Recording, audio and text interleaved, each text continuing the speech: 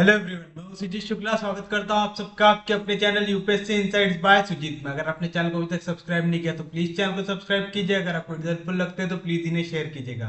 आपका चैनल को सब्सक्राइब करना हमें मोटिवेट करता है कि हम इसी तरीके से आपके लिए क्वालिटी कंटेंट लाते रहे। तो चलिए हम शुरू करते हैं हमारा नेक्स्ट टॉपिक, जो है सिंप्लेक्स मेथड। सिंप्लेक्स मेथड शुरू करने के पहले आपको दो टाइप के वेरिएबल्स आने चाहिए, जिसमें पहला है स्लैक वेरिएबल और दूसरा होता है सरप्लस वेरिएबल्स। तो पहले हम देखते हैं स्लैक वेरिएबल का कंसेप्ट क्या होता है। पहले डेफिनेशन लिख लीजिए, फिर मैं आपको समझाता हूं कि आपको करना क्या है। If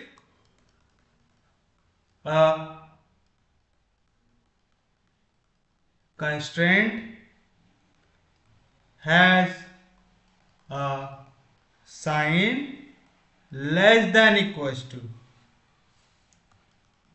then in order to make it an equality,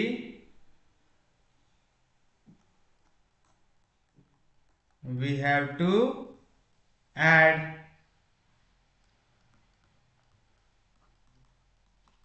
something positive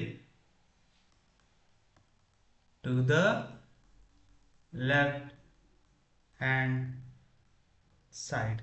अभी जैसे आपको एक एग्जांपल दिया हुआ है कि यहाँ पे z दिया हुआ है आपको 3x1 plus 5x2 plus 4x3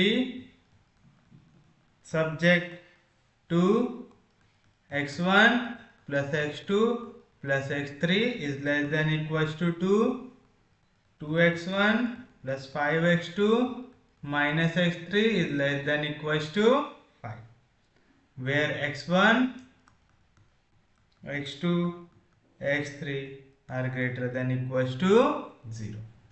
अब आपको क्या करना है, जब भी आप सिंप्लेक्स मेथड लगा रहे हैं तो आपको पहले देखना पड़ता है जो आपके पास कंस्ट्रेंट दिया हुआ है वहां पे कौन सा साइन है। यहां पे क्या है, लेस देन इक्वल्स टू दिया हुआ है।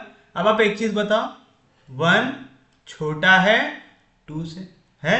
अगर मेरे को दोनों को इक्वल बनाना पड़ेगा तो मैं राइट हैंड साइड में कुछ भी ऐड करूंगा क्या? नहीं, राइट हैंड साइड को एज इट इज रहने दूंगा। लेकिन जो लेफ्ट हैंड साइड है वहां पे मैं क्या करूंगा, 1 को ऐड करूंगा। मतलब जो भी छोटा वाला साइड होता है वहां पे हमको क्या करना पड़ता है, कुछ ना कुछ ऐड करना पड़ता है। तो जो ये लेस देन वाला साइन है वो क्या बन जाता है, इक्वल्स टू का साइन बन जाता है। तो यहां पे हम क्या ऐड करते हैं, एक वेरिएबल ऐड करते हैं। क्या ऐड करते हैं, एक वेरिएबल ऐड करते हैं। तो हमारा जो क्वेश्चन है वो क्या बन जाएगा, अभी तक हमारा क्या था, z equals to 3x1 plus 5x2 plus 4x3 था ऐसा।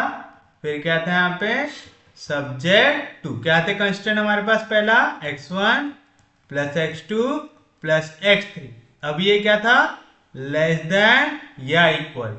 मेरे को लेस देन का साइन हटाना है, मेरे को इक्वल बनाना है, यानी मेरे को छोटी वाली टर्म को बड़ी वाली टर्म से इक्वल बनाना है। तो मेरे को क्या करना पड़ेगा, कुछ ना कुछ ऐड करना पड़ेगा। तो मैंने यहाँ पे ऐड कर दिया x4, ऐड कर दिया इक्वल्स टू 2, बन गई इक्वेशन। कोई भी दिक्कत, कोई भी डाउट? अब आप कितने स्लैक या सरप्लस वेरिएबल ऐड करते हैं, जितने आपके पास इक्वेशन है। यहाँ पे कितनी इक्वेशन है, 2 इक्वेशन है। तो हमको कितने यहाँ पे स्लैक वेरिएबल्स लगेंगे, 2 वेरिएबल्स लगेंगे। तो दूसरी इक्वेशन भी देखो, 2x1 plus 5x2 minus x3। अब आपने ऑलरेडी x4 तो ऐड कर लिया, अब हमको इधर भी लेस देन का साइन हटाना है, इसकी जगह क्या लाना है, इक्वल टू का साइन लाना है। तो क्या ऐड करना पड़ेगा, कुछ ना कुछ वेरिएबल ऐड करना पड़ेगा। तो मैंने ऐड कर दिया x5, ऐड कर दिया। तो जो लेस देन था उसकी जगह क्या आ गया, इक्वल्स टू 5 आ गया। अब यहाँ पे टोटल कितने वेरिएबल हो गए, x1, x2, x3, x4, x5। तो पूरे पांचों के पांचों हर एक इक्वेशन में दिखना चाहिए। पहले वाले में आपने x5 को ऐड किया था क्या, नहीं, तो लिखेंगे 0 x5। जो आपका सेकेंड इक्वेशन था उसमें आपने क्या ऐड किया, x5, x4 ऐड किया था क्या, नहीं, तो इसको लिखेंगे 0 x4। याद रखना जो भी आप स्लैक वेरिएबल सरप्लस वेरिएबल बनाते हैं ना, ये हमेशा आइडेंटिटी मैट्रिक्स बनाना चाहिए। देखो जैसे ये है, x4 का कोएफिशिएंट क्या है 1, x5 का 0, x4 का 0, x5 का 1, बन रहा आइडेंटिटी मैट्रिक्स। क्यों? क्योंकि यहाँ पे हम लोग है ना एक बेसिक फिजिबल सॉल्यूशन निकालते हैं। फिजिबल सॉल्यूशन तो आप लोगों को याद होगा, फिजिबल सॉल्यूशन क्या होता है, x1 x2 और x3 की ऐसी वैल्यूज जो इन इक्वेशंस को क्या करे, सेटिस्फाई करे, वो होता है हमारे लिए फिजिबल सॉल्यूशन। उस पे बेसिक टर्म कब ऐड होती है, जब इनसे एसोसिएटेड वेक्टर जो फॉर्म होते हैं वो कैसे हो जाए, लीनियरली इंडिपेंडेंट हो जाए, तो हम उसको क्या बोलते हैं, बेसिक फिजिबल सॉल्यूशन। इसके ऊपर के जब हम क्वेश्चन वो थ्योरी वाले देखेंगे तब आपको ज्यादा अच्छे से समझ में आएगा। अभी को सिर्फ समझ के रखो कि यहाँ पे क्या बनना चाहिए, आइडेंटिटी मैट्रिक्स टाइप का कुछ बनना चाहिए। अब यहाँ पे आपने x4 और x5 क्या है, आपके स्लैक वेरिएबल्स है। ये पहले से क्वेश्चन में दिए थे क्या, नहीं, तो z में इनको क्या ऐड करोगे आप, 0 x4 0 x5, यानी x4 x5 डालने से मेरा z का आंसर चेंज होना चाहिए क्या, नहीं। अगर z का आंसर चेंज नहीं होना चाहिए तो उसके साथ कितना कॉस्ट मल्टीप्लाई कर दूंगा मैं, 0, है ना। जैसे यहाँ पे x1 के साथ कितना कॉस्ट मल्टीप्लीकेशन में 3, x2 के साथ 5, x3 के साथ 4, तो ये तीनों की वैल्यू x1 x2 x3 जैसे चेंज होते जाएगा z की वैल्यू चेंज होती जाएंगी। लेकिन x4 और x5 आपने अपनी मर्जी से डाले हो, आप अपनी मर्जी से आंसर चेंज कर सकते क्या, नहीं कर सकते। करके आपने x4 के सामने कॉस्ट डाला है 0, x5 के सामने कॉस्ट डाला है 0, यानी ये कभी भी क्वेश्चन को चेंज नहीं कर सकते।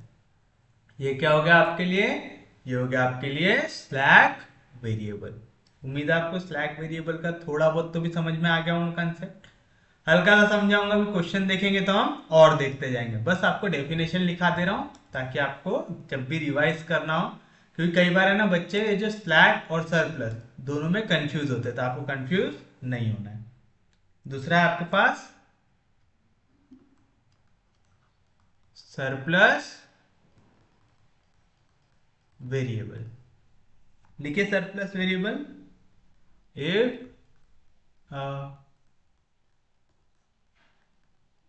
constraint has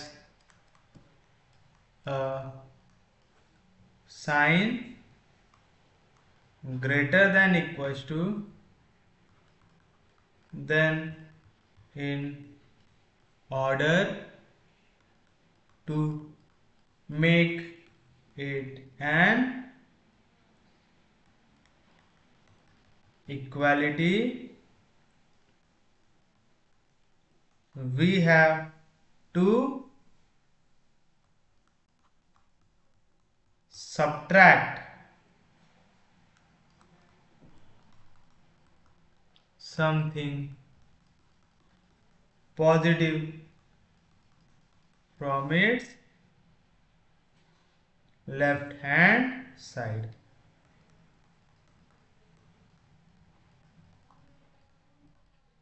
अब जैसे आपके पास क्वेश्चन कुछ इस तरीके से दिया हुआ है, z equals to maximize z equals to x1 plus 2x2 plus 3x3 subject to x1 plus x2 plus x3 greater than equals to 1, x1 plus 2x2 plus 5x3 is greater than equals to 6, x1 minus 2x2 plus 5x3 is greater than equals to 4। कुछ इस तरीके का question आपको दिया हुआ है। अब देखिए फिर से सेम कंसेप्ट लो, 2 बड़ा है 1 से। अगर मेरे को दोनों को इक्वल बनाना है तो मैं 1 को एज इट इज रख सकता हूँ और 2 में से कुछ ना कुछ सब्ट्रैक्ट कर सकता हूँ। तो जैसे मैं 2 में से 1 को सब्ट्रैक्ट करूंगा दोनों कैसे बन जाएंगे, इक्वल बन जाएंगे। तो जब भी आपको ग्रेटर देन का साइन दिखे तो आपको क्या करना है, कुछ ना कुछ सब्ट्रैक्ट करना है। तो अब यहाँ पे आप सरप्लस वेरिएबल लेके जाएंगे। सरप्लस वेरिएबल मतलब जो क्वेश्चन था एज इट इज लिखो, क्या था, x1 plus x2 plus x3। ये क्या है, ग्रेटर देन इक्वल्स टू 1। मेरे को इसको क्या बनाना है, इक्वल्स टू 1 बनाना है। ये वाला साइड बड़ा था तो बड़े में से अगर आपको छोटी वैल्यू बनाना है तो क्या करना पड़ेगा, कुछ ना कुछ सब्ट्रैक्ट करना पड़ेगा। तो मैंने यहाँ से x4 को कर दिया सब्ट्रैक्ट, कर दी। कोई भी दिक्कत, कोई भी डाउट, समझा पक्के में, कोई दिक्कत नहीं। सेम चीज यहाँ पे भी दूसरी इक्वेशन क्या थी, x1 plus 2x2 plus 5x3। यहाँ पे ग्रेटर देन इक्वल्स टू 6 था, हमको क्या बनाना है, इक्वल्स टू 6 बनाना है। इक्वल्स टू 6 बनाने के लिए आपको क्या करना पड़ेगा, एक मिनट। हाँ तो देखिए फिर से, अब यहाँ पे ये जो वैल्यू है ये 6 से बड़ी है, मेरे को इक्वल्स टू 6 बनाना तो क्या करना पड़ेगा, आपको कुछ ना कुछ सब्ट्रैक्ट करना पड़ेगा। पिछले वाले मैंने x4 सब्ट्रैक्ट किया, इसमें क्या सब्ट्रैक्ट कर दूंगा, x5 सब्ट्रैक्ट कर दूंगा। सेम चीज last equation, x1 minus 2x2 plus 5x3, इसको बनाना है इक्वल्स टू 4। अभी तक क्या था, ग्रेटर देन इक्वल्स टू 4, यानी ये वैल्यू 4 से बड़ी थी तो इसमें कुछ ना कुछ क्या करना पड़ेगा, सब्ट्रैक्ट करना पड़ेगा। तो मैंने क्या सब्ट्रैक्ट कर दिया, x6 सब्ट्रैक्ट कर दिया। यहां पे देखिए मैं इसको क्या लिख सकता हूं, 0x5 0x6। यहां पे मैं क्या लिख सकता हूं, 0x4 0x6। यहां पे क्या लिख सकता हूं, 0x4 0x5 0 पर फिर 1x6, यानी जो भी वैल्यू नहीं है उसको मैं काय के साथ डाल दे रहा हूं, 0 के साथ। फिर से देखो ये कौन सा फॉर्म बना रहा, -1 0 0 0 -1 0 0 0 -1। अगर मैं इसको माइनस साइन से मल्टीप्लाई कर दूं तो ये क्या बन जाएगा हमारे लिए, आइडेंटिटी मैट्रिक्स। यानी आपको याद रखना है स्लैक और सरप्लस वेरिएबल दोनों काय का फॉर्म बनाते हैं, आइडेंटिटी मैट्रिक्स का। अगर स्लैक वेरिएबल है तो वो डायरेक्टली 1 0 0 0 1 0 0 0 1 वाला फॉर्म बनाता है। लेकिन अगर यहाँ पे आप सरप्लस वेरिएबल बनाते हैं तो यहाँ पे बस कौन सा साइन आ जाता है उनके जगह, माइनस साइन, और कुछ भी चेंज होता है क्या, नहीं। तो उम्मीद है आपको स्लैक वेरिएबल और सरप्लस वेरिएबल का कंसेप्ट समझा होगा। पक्के में समझा, किसी को कोई दिक्कत नहीं, कोई डाउट नहीं। तो चलिए अब हम लोग क्या करते हैं, सबसे पहले इसकी स्टेप्स लिख लेते हैं और फिर डायरेक्ट शुरू करते हैं क्वेश्चंस, क्योंकि जब आप क्वेश्चन देखेंगे तब आपको ज्यादा अच्छे से समझ में आएगा। तो देखिए सबसे पहले हम लिखेंगे procedure.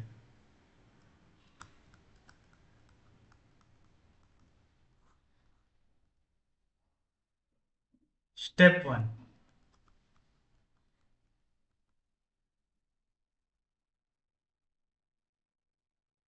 if the problem is of minimization, convert it to maximization problem. मतलब आप सिंप्लेक्स मेथड सिर्फ और सिर्फ मैक्सिमम वैल्यू निकालने के लिए यूज करते हैं। तो अगर आपको क्वेश्चन मिनिमाइजेशन का दिया हुआ है तो आप सॉल्व नहीं करेंगे क्या, नहीं, आप उसको सॉल्व करेंगे। आप पहले मिनिमाइजेशन के क्वेश्चन को मैक्सिमाइजेशन में कन्वर्ट करेंगे। अब ये कैसे करते हैं, आपको याद रखना है हमेशा कि जब भी आप माइनस साइन से मल्टीप्लाई करते हैं, है ना, तो ग्रेटर देन क्या बन जाता है, लेस देन, यानी क्या हो जाती है, चीजें अपोजिट हो जाती है। तो अगर क्वेश्चन मैक्सिमाइजेशन का होगा तो वो काय में कन्वर्ट हो जाएगा, मिनिमाइजेशन में कन्वर्ट हो जाएगा। जैसे अगर क्वेश्चन आपका दिया हुआ है कि minimise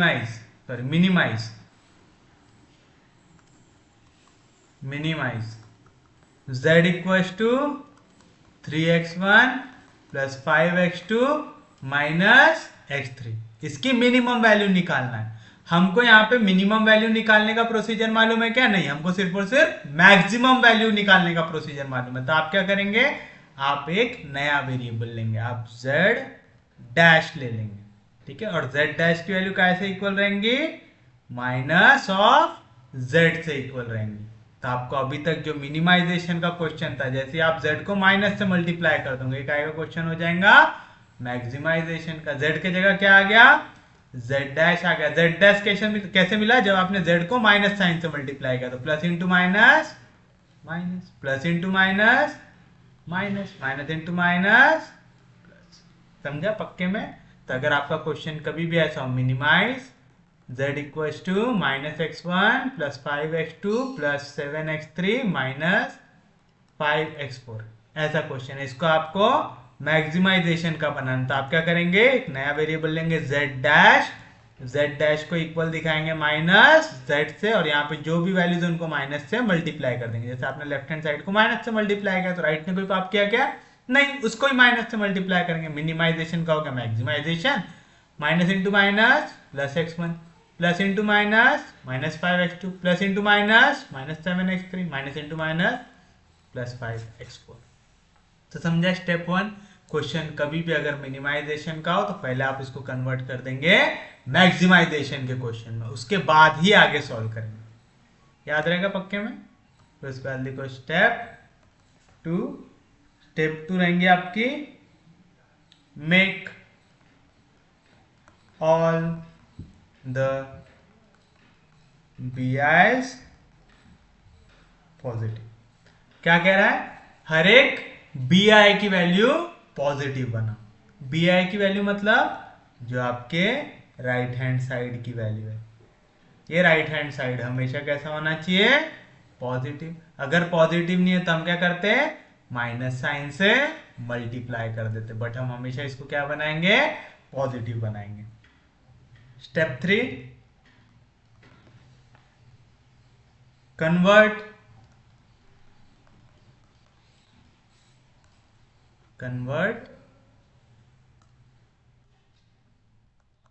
the constraints into equations by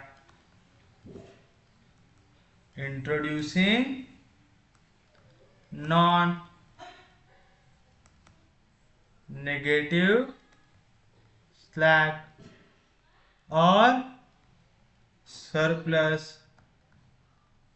variables.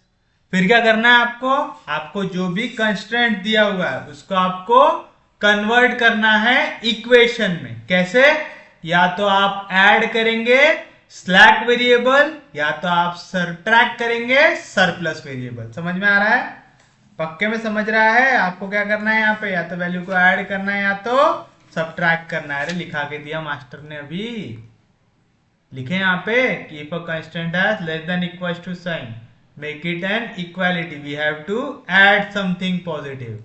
किए थे, we have to subtract something positive, करते थे ऐसा, कोई भी दिक्कत। फिर उसके बाद स्टेप 5, सॉरी स्टेप 3 तक ही लिखे हमने। स्टेप 4,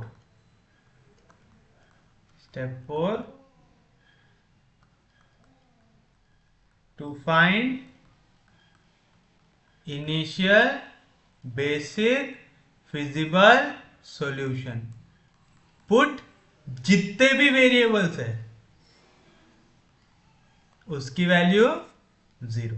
जैसे यहां पे हमारे पास कितने वेरिएबल थे, x1 x2 x3, तो इनिशियल वैल्यू निकालने के लिए आप x1 की जगह भी 0 ले लेंगे, x2 की जगह भी 0 लेंगे, x3 की जगह भी 0 ले लेंगे। तो इससे आपको काय की वैल्यू मिलेंगी, या तो स्लैक वेरिएबल्स की या तो सरप्लस वेरिएबल्स की। याद रहेगा पक्के में। तो आपको नेक्स्ट स्टेप क्या करना है, इनिशियल बेसिक फिजिबल सॉल्यूशन के लिए जितने भी ओरिजिनल वेरिएबल्स थे उनको क्या लेना है, 0 लेना है। तो आपको उससे स्लैक या सरप्लस वेरिएबल जो भी लिए उसकी वैल्यू मिलेगी। और स्टेप 5,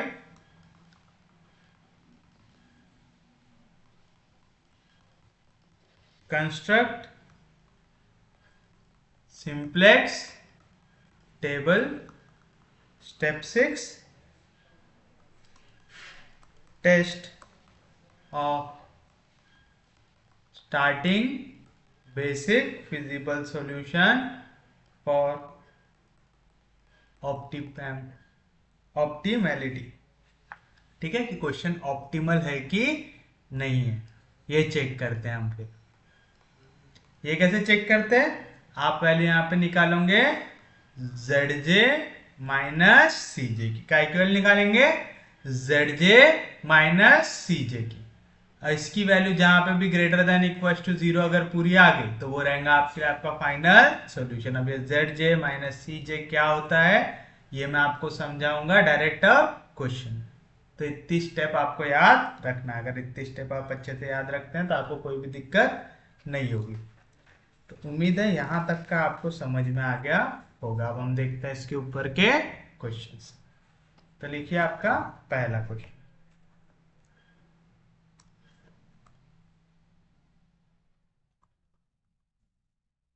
पहला question,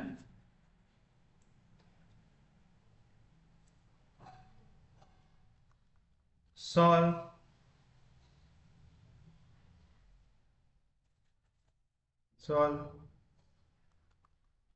the following linear programming problem by simplex method। Question है maximize z equal to 3x1 plus 2x2 subject to constraints x1 is less than equals to 4, x2 is less than equals to 6, x1 plus x2 is less than equals to 5, where x1 and x2 are greater than equals to 0। दिया हुआ ऐसा question, सबसे पहला काम आप करेंगे, आप check करेंगे क्वेश्चन मैक्सिमाइजेशन का है कि नहीं है। क्वेश्चन मैक्सिमाइजेशन का है। नेक्स्ट रहता है आप चेक करते कोई भी वैल्यू नेगेटिव तो नहीं है। जो बी आई की वैल्यू है ये भी पॉजिटिव है, ये भी पॉजिटिव है, ये भी पॉजिटिव है, तो माइनस साइन से मल्टीप्लाई करने की भी जरूरत है क्या, नहीं। तो हमने पहली स्टेप चेक कर लिए, क्वेश्चन मैक्सिमाइजेशन का रहना चाहिए। दूसरी स्टेप चेक कर लिए कि हर बी आई पॉजिटिव रहना चाहिए। तीसरी स्टेप क्या रहती, आप इक्वल टू बनाते हैं, है ना। आप जो भी कंस्ट्रेंट है उसको क्या में कन्वर्ट करते हैं, इक्वेशन में।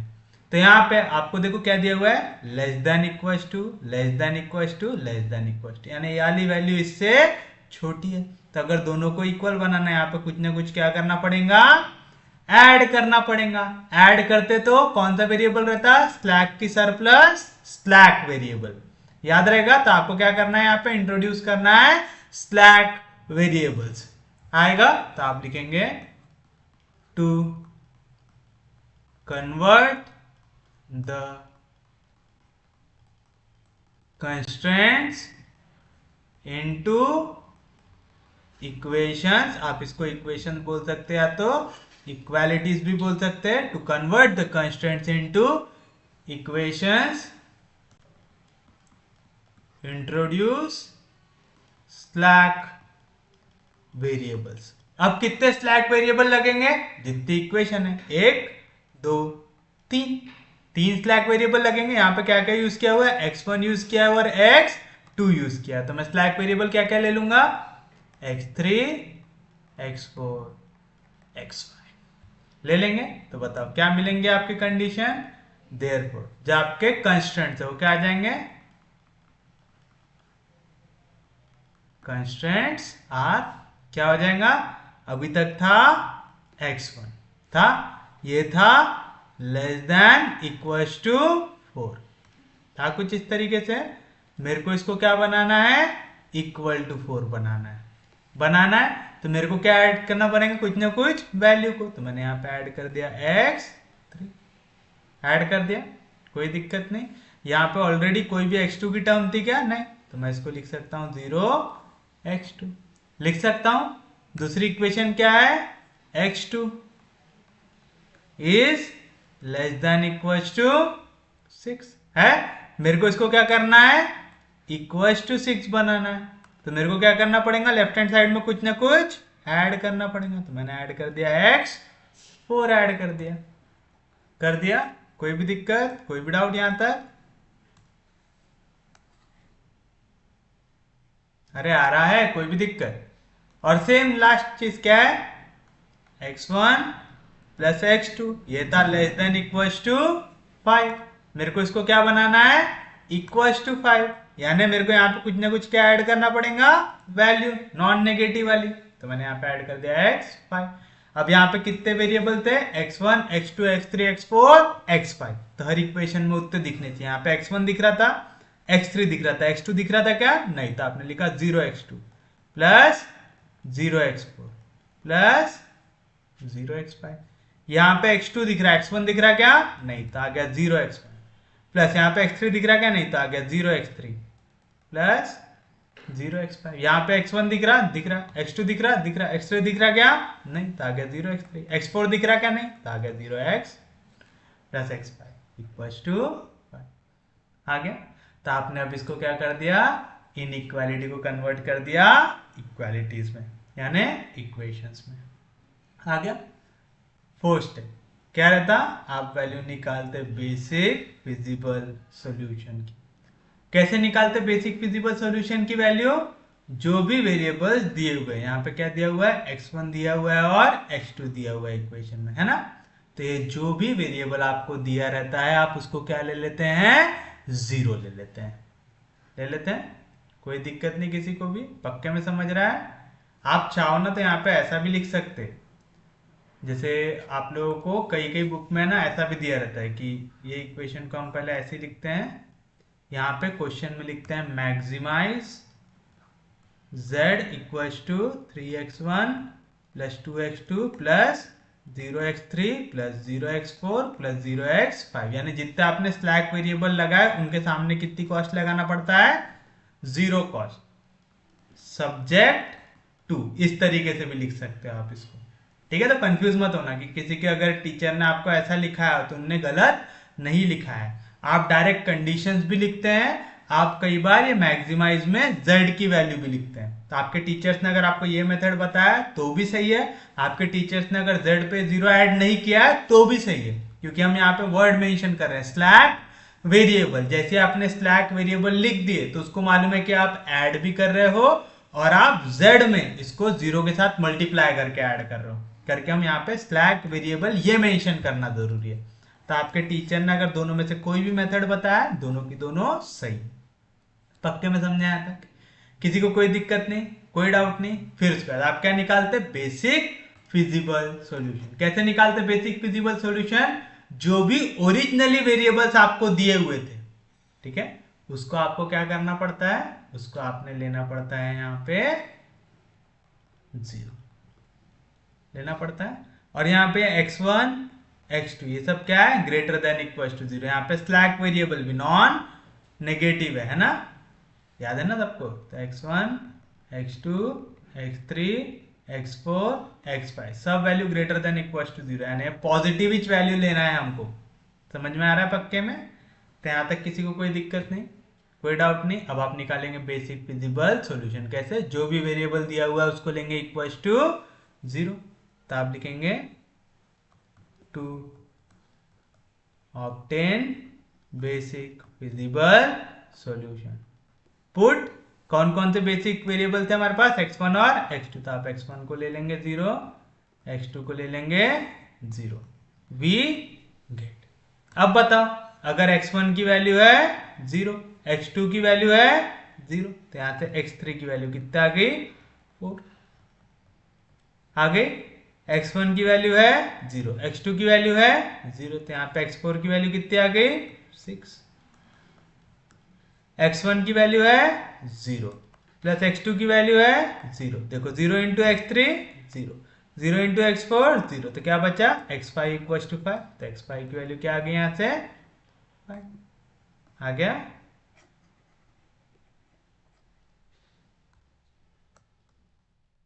Which is the initial basic feasible solution.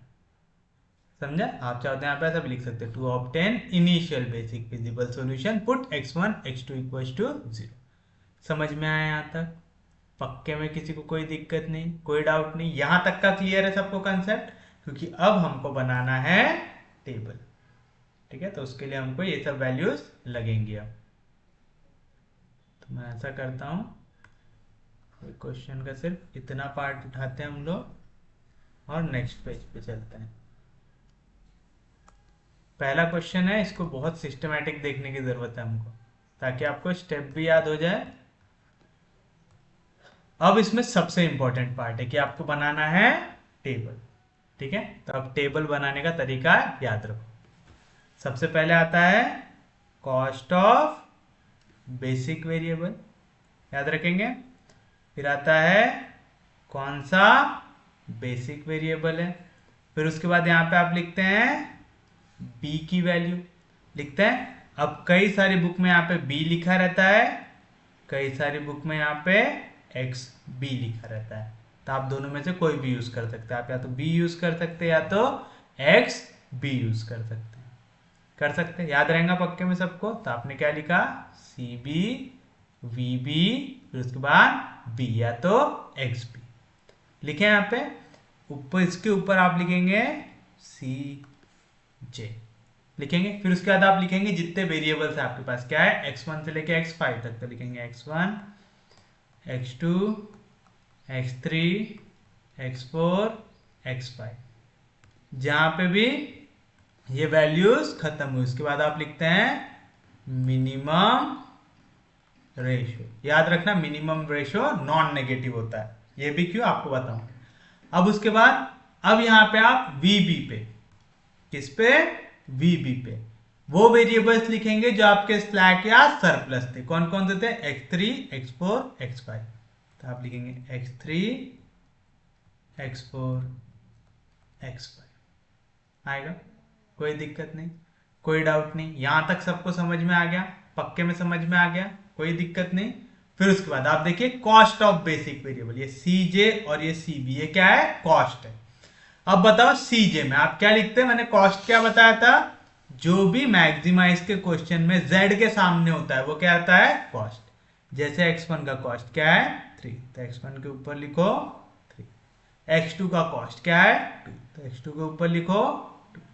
x3 का कॉस्ट क्या है 0, x4 का कॉस्ट क्या है 0, x5 का कॉस्ट क्या है 0 है। तो कॉस्ट ऑफ बेसिक वेरिएबल कौन कौन सा है, x3 x4 x5, सबकी कॉस्ट क्या है 0 0 0। यहां पे x3 की वैल्यू क्या आई थी 4, x4 की 6, x5 की 5 आई थी। कोई भी दिक्कत, कोई भी डाउट। अब ये यहाँ पे x1 x2 x3 इनमें क्या लिखेंगे, आपने जो इक्वेशंस लिखे हैं ना वो देखो, ये 3 इक्वेशन थी यहाँ पे, तो देखो x1 के सामने यहाँ पे कुछ भी नंबर है क्या, नहीं, तो क्या हो गया 1। यहाँ पे क्या है 0, यहाँ पे क्या हो गया 1। सेम चीज x2 के लिए क्या है 0, उसके बाद 1, उसके बाद 1, फिर x3 का देखो 1 0 0 0 1 0 0 0 1, आ गया 1 0 0 0 1 0 0 0 1। यानी ये जो आया था आपने इसको कौन से फॉर्म में लिख रहा है, अब आपको समझ में आ गया होगा। आप इसको कन्वर्ट करते हैं मैट्रिक्स फॉर्म में आता है, तो ये जो राइट हैंड साइड होता है ये होता है आपकी बी आई की वैल्यूज होता है। कोई भी दिक्कत, कोई भी डाउट, समझा यहाँ तक पक्के में। और ये पूरा आ गया मैट्रिक्स फॉर्म हमारा। अरे आया पक्के में। अब आपको क्या करना है, एक बार आपने टेबल बना लिया तो टेबल बनाना समझा सबसे पहली चीज सबको।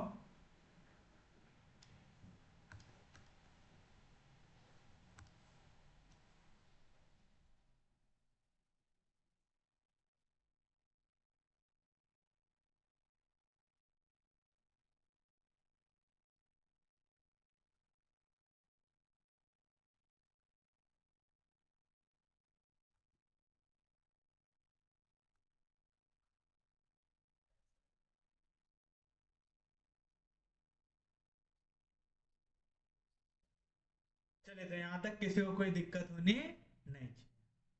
पक्के में समझा? सच में समझा? अब आप यहाँ पे वैल्यू निकालेंगे सबसे पहले जेड जे की। काय की वैल्यू निकालेंगे? जेड जे की। जेड जे कैसे निकालते हैं?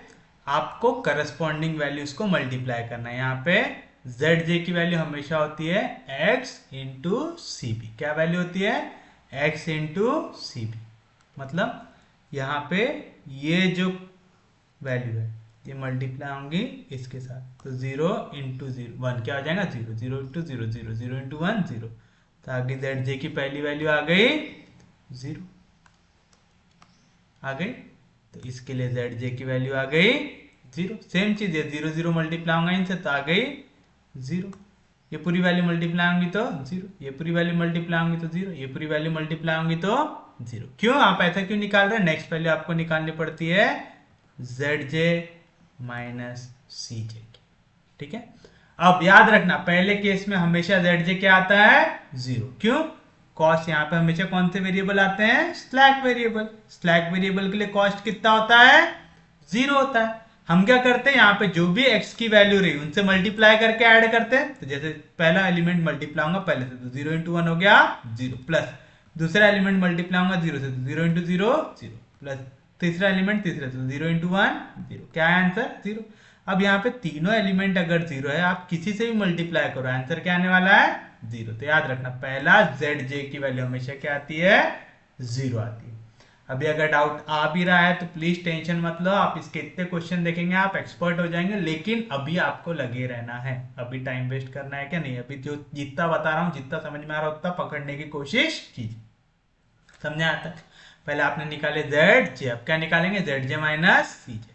सी जे सबसे ऊपर है आपके पास, दोनों को सब्ट्रैक्ट कर दो। जेड जे माइनस सी जे, जेड जे 0 माइनस 3 कितना हो जाएगा? -3। 0 -2 कितना हो जाएगा?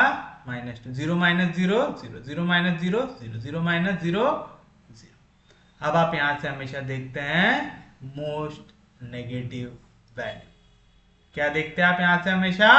Most negative value. कौन सी है यहां से मोस्ट नेगेटिव वैल्यू? -3 है। -3 क्या है? Most negative. तो ये रहेगा आपके लिए इनकमिंग वेक्टर। अब समझो हम इनकमिंग वेक्टर क्यों बोल रहे हैं। यहाँ पे x3, x4, x5 क्या है? यहाँ पे स्लैक वेरिएबल्स है। ये आपने अपने मर्जी से डाले, इनकी वैल्यू निकाल के कोई फायदा है क्या? नहीं। इनके सामने तो आपने क्या लगा दिया? 0, तो इनसे आंसर चेंज होगा क्या? नहीं। तब आपको यहाँ पे x3, x4, x5 में से जो हटता है उसको हटाना है और उसके जगह किन को लाने की कोशिश करना है? जो ओरिजिनल वेरिएबल्स थे आपके पास, जैसे x1 और x2। तो अब हमारे आंसर में कौन आने वाला है? x1। तो जो भी मोस्ट नेगेटिव हो वो हमारे आंसर में आएगा। क्या है मोस्ट नेगेटिव? -3, यानी -3 हमारे आंसर में आएगा। अब अगर इसको आना है तो x3, x4, x5 में से किसी एक को जाना पड़ेगा। अब जाएगा कौन? कैसे डिवाइड करेंगे? आप निकालेंगे मिनिमम रेशियो। क्या करेंगे? अब आपने यहाँ पे b यूज किया है कि xb यूज किया है मेरे को नहीं पता, तो जो भी वाली वैल्यू आपने यूज किया हो, चाहे b यूज किया हो चाहे xb यूज किया हो, उसको आप डिवाइड करेंगे जो भी इनकमिंग वेक्टर है उससे।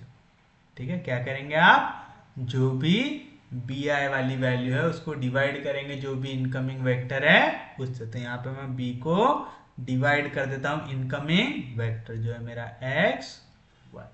या तो अगर आपने x भी लिया है तो मैं x b को डिवाइड कर देता हूं x 1 से।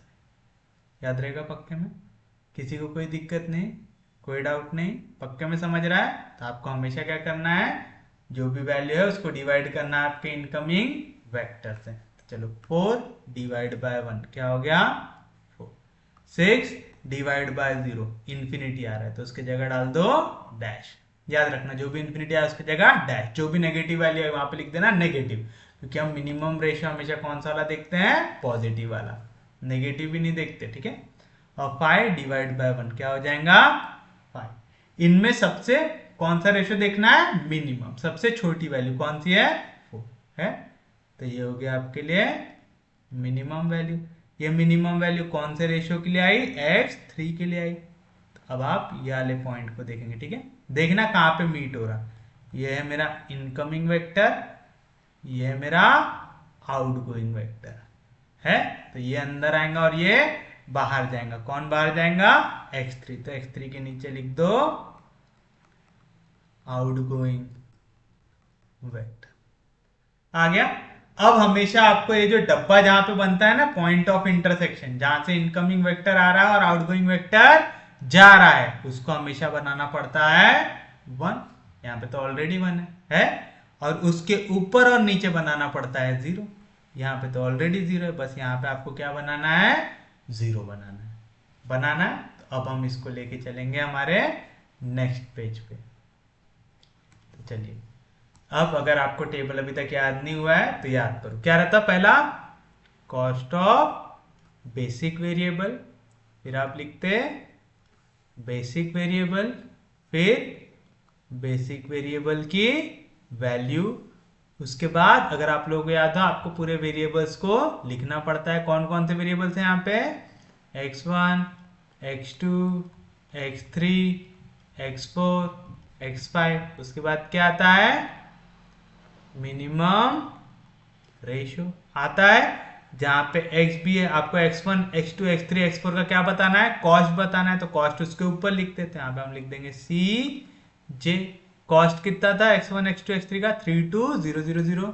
तो आ गया 32000 आ गया।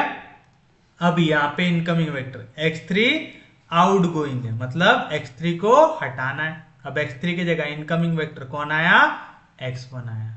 तो x3 की जगह अब कौन आ गया? यहाँ पे x1 आ गया। x4, x5 अभी भी जैसे थे वैसे। x1 का कॉस्ट कितना है? 3, तो आ गया 3। x4 का 0, x5 का 0 आएगा।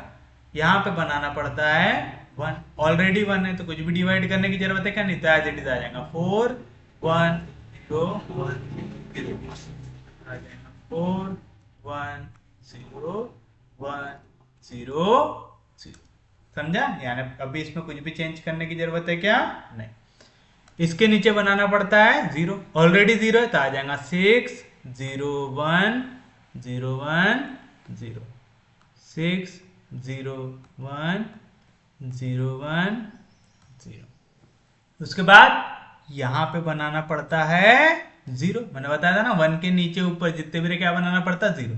तो यहाँ पे 0 कब बनेगा? जब आप ये दोनों वैल्यू को क्या कर देंगे?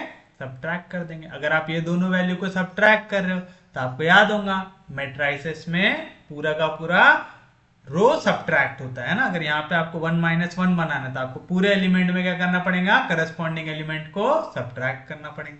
तो ये हमारा राइट हैंड साइड होता है, ये भी सब्ट्रैक्ट होगा। तो 5 में से 4 गया, क्या बचेगा? 1 बचा। 1 में से 1 गया, क्या बचेगा? 0। 1 में से 0 गया, क्या बचेगा? 1। 0 में से 1 गया, क्या बचेगा? -1। 0 में से 0 गया, क्या बचेगा? 0। 1 में से 0 गया, क्या बचेगा? 1। समझा पक्के में? कोई दिक्कत नहीं, कोई डाउट नहीं। अगर ये ऐसा डायरेक्ट निकालने में दिक्कत होती है ना, तो आप ये भी कर सकते हो, ओल्ड रो माइनस न्यू रो। चलो, ओल्ड रो किसको 0 बनाना था? जिसको 0 बनाना था उसको पहले लिखो। तो यहाँ पे क्या क्या नंबर है? 5 1 1 0 0 1। अब यहाँ पे अगर आपको 0 बनाना है तो क्या करना पड़ेगा? 1 में से 1 को सब्ट्रैक्ट करना पड़ेगा। 1 कहाँ पे? इसके ऊपर वाली रो में। तो ऊपर वाली रो पूरी लिखो। क्या है? 4 1 0 1 0 0 और सबको क्या कर दो? सब्ट्रैक्ट कर दो। तो 5 में से 4 गया, क्या आया? 1। 1 में से 1 गया 0 1 -1 0 1। तो देखो 1 0 1 -1 1 0 1 -1 0 1 आई बरोबर वैल्यू। कोई दिक्कत नहीं किसी को भी? सच में समझा? पक्के में समझा?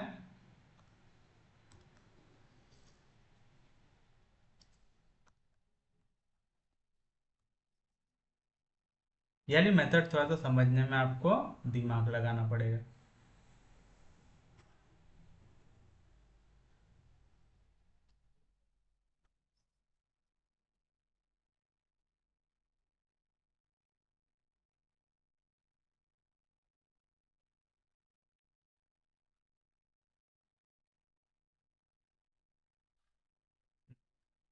फिर उसके बाद अगर आपको याद हो, आपका इक्वल निकालते हैं जेड जे निकालते हैं जेड जे। कैसे निकालते हैं आप लोग? करस्पॉन्डिंग वैल्यूज को मल्टीप्लाई करके निकालते हैं। तो बताइए क्या होगा? 3 मल्टीप्लाई होगा 1 से, 3 one jar 3, plus 0 into 0 0, plus 0 into 0 0, तो क्या आंसर?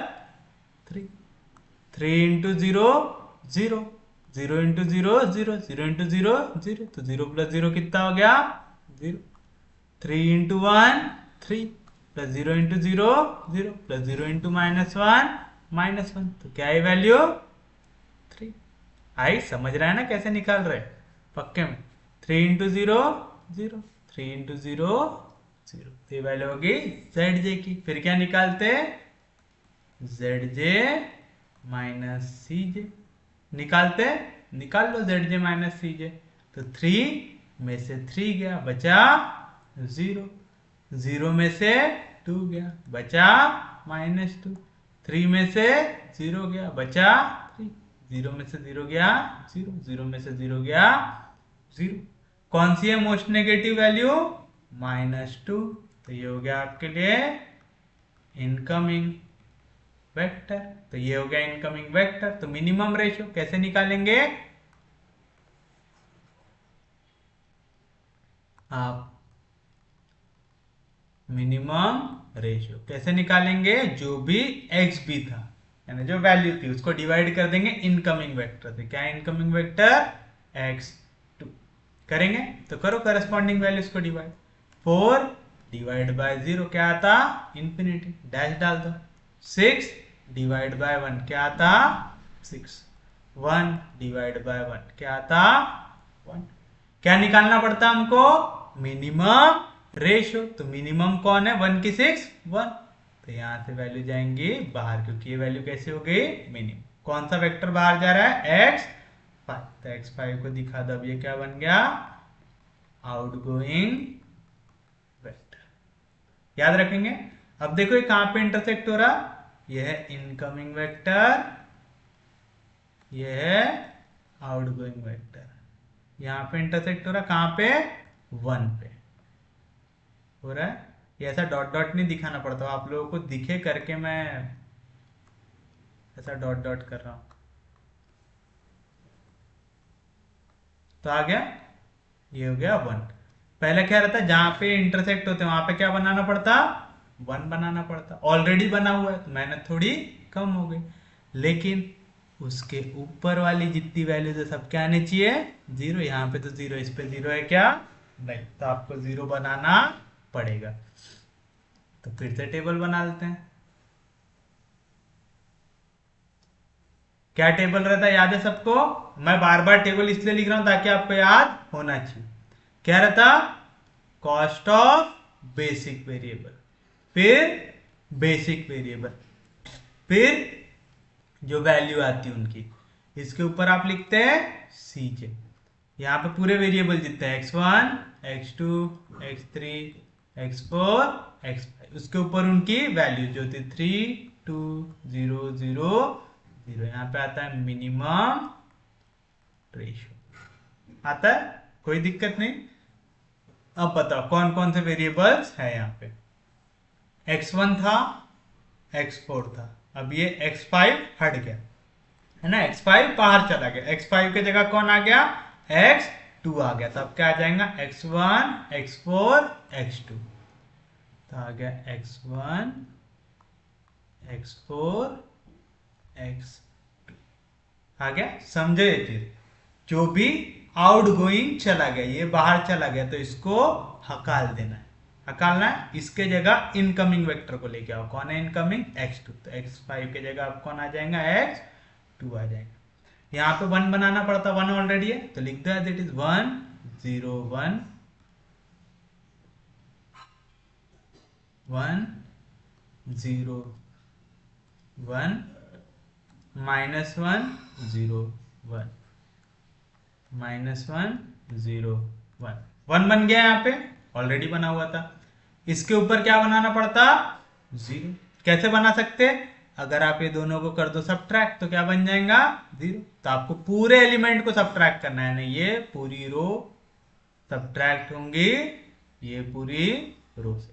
तो 6 में से 1 गया, कितना बचेगा, 5।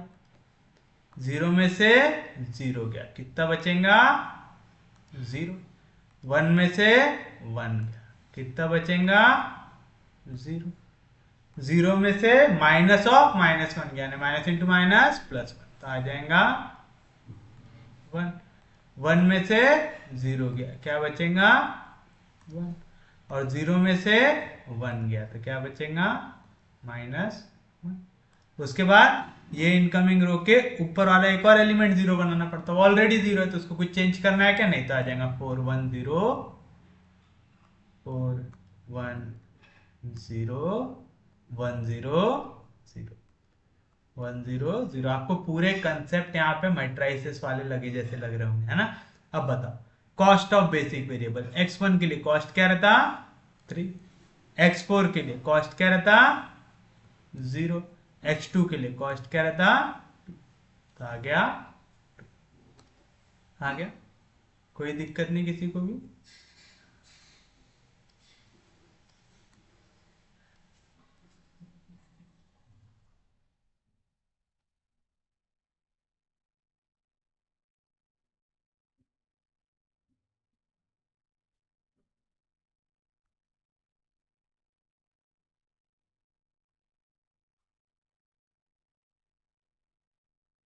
आ गया। अब अगर आपको याद, आप का इक्वल निकालते हैं, जेड जे की वैल्यू निकालते हैं जेड जे। किस तरीके से निकाल सकते हैं आप जेड जे, जेड जे निकालने के लिए आप लोगों को करस्पॉन्डिंग एलिमेंट को करना पड़ता है मल्टीप्लाई, करना पड़ता है। कर दीजिए करस्पॉन्डिंग एलिमेंट्स को मल्टीप्लाई, बताइए क्या मिलेगा आपको, 3 मल्टीप्लाई होगा 1 से 3 बन जार 3, 0 मल्टीप्लाई होगा 0 से 0 बन जार 0, 2 मल्टीप्लाई होगा 0 से 2 0 जार 0, सबको ऐड करो क्या मिलेगा, 3। तो जेड कैसे निकालते समझता ना, CB को मल्टीप्लाई किया आपने x1 से, फिर CB को मल्टीप्लाई करेंगे x2 से, और उनके करस्पॉन्डिंग एलिमेंट को मल्टीप्लाई करके क्या करते, ऐड करते करते फिर से करस्पॉन्डिंग एलिमेंट मल्टीप्लाई होगा, 3 मल्टीप्लाई होगा 0 से 3 0 jar 0, plus 0 into 0 0, plus 2 into 1 2, तो 2 प्लस 0 कितना हो जाएगा, 2। 3 into 1 3, plus 0 into 1 0, plus 2 into -1 -2, तो 3 में से 2 गया, कितना बचेगा, 1। फिर उसके बाद 3 into 0 0, 0 into 0 0, 2 into 0 0, 3 into 0 0, 0 into -1 0, 2 1 jar 2। फिर का इक्वल निकालते, जेड जे माइनस सी जे की निकालते, जेड जे माइनस सी जे क्या आएगा, 3 -3 कितना आ गया, 0, 2 -2 कितना आ गया, 0, 1 -0 कितना आ गया, 1, 0 -0 कितना आ गया, 2 -0 कितना आ गया, 2। अब अगर आपको याद हो, आप हमेशा अंदर इनकमिंग वेक्टर क्या रहता, मोस्ट नेगेटिव रहता। यहाँ पे एक भी वैल्यू नेगेटिव है क्या, नहीं है, क्योंकि यहाँ पे एक भी वैल्यू नेगेटिव नहीं है, तो ये रहेगा आपके लिए आपका फाइनल आंसर रहेगा, पक्के में रहेगा, किसी को कोई दिक्कत नहीं, कोई डाउट नहीं। और आप चाहो ना तो यहाँ पे एक और वैल्यू निकाल सकते हो, जो आप यहाँ पे जेड जे बार बार निकाल रहे थे ना, आप चाहो तो यहाँ पे वैल्यू भी उसकी निकाल के रख सकते हो, जैसे Z J 3 4 jar 12, plus 0 into 5 0, plus 2 into 1 2, तो 12 प्लस 2 कितना आ जाएगा, 14। तो ये हो गया आपका फाइनल आंसर। अगर आप डायरेक्ट निकालना चाहते हो जाती है जेड की वैल्यू, फाइनल आंसर भी आप यहीं पे लिख सकते हो, समझा पक्के में। तो आप लिखेंगे देयरफॉर, या तो as all z j minus c j are greater than equal to 0, यानी आपका यहाँ पे एक भी वैल्यू नेगेटिव नहीं आए, और हम मोस्ट नेगेटिव से अंदर जाते थे, और जेड जे माइनस सी जे यहाँ पे सब क्या आ रहे हैं, पॉजिटिव आ रहे हैं। तो आप लिखेंगे देयरफॉर कौन कौन सी वैल्यू है यहाँ पे, x1, x4 एंड x2। ये क्या रहेंगे हमारे लिए, हमारा ऑप्टिमल सॉल्यूशन लाइन। तो आप लिखेंगे therefore the optimal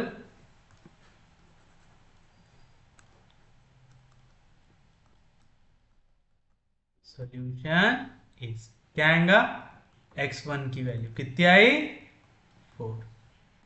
x4 slack variable, उसकी वैल्यू लिखने की जरूरत है क्या, नहीं। x2 की वैल्यू कितनी आई, आई।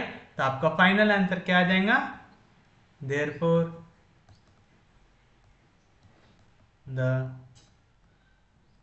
Maximum value of z is कितनी आती, 14 at x1 equals to 4 and x2 equals to 1। निकाल के देख लो, z क्या था आपका,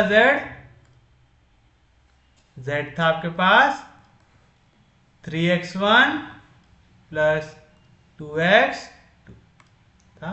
देखो z की वैल्यू थी 3x1 प्लस 2x2, तो आ जाएगा 3 इंटू x1 क्या है वैल्यू 4 प्लस 2 इंटू x2 क्या है वैल्यू 1, तो 3 4 12, 12 प्लस 2 कितना आ जाएगा 40 आ जाएगा।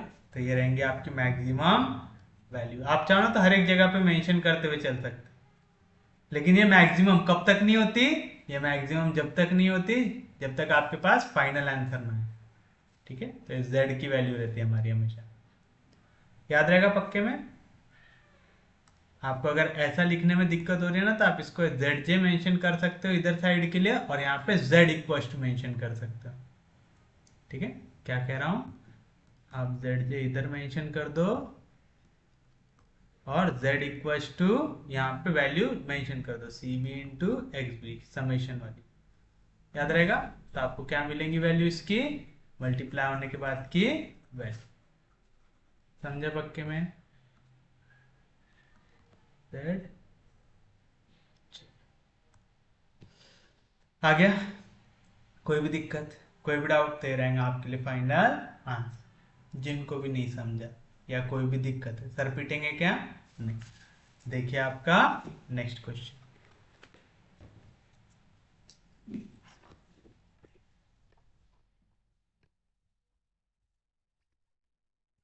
ये शुरू शुरू में थोड़ा सा आपको हार्ड लगेगा, जब तक आपको इसका पूरा कंसेप्ट अच्छे से नहीं बैठ जाता ना दिमाग में, तब तक थोड़ा सा हार्ड जाते हैं question.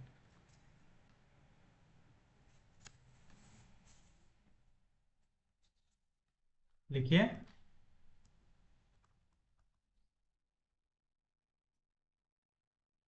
Solve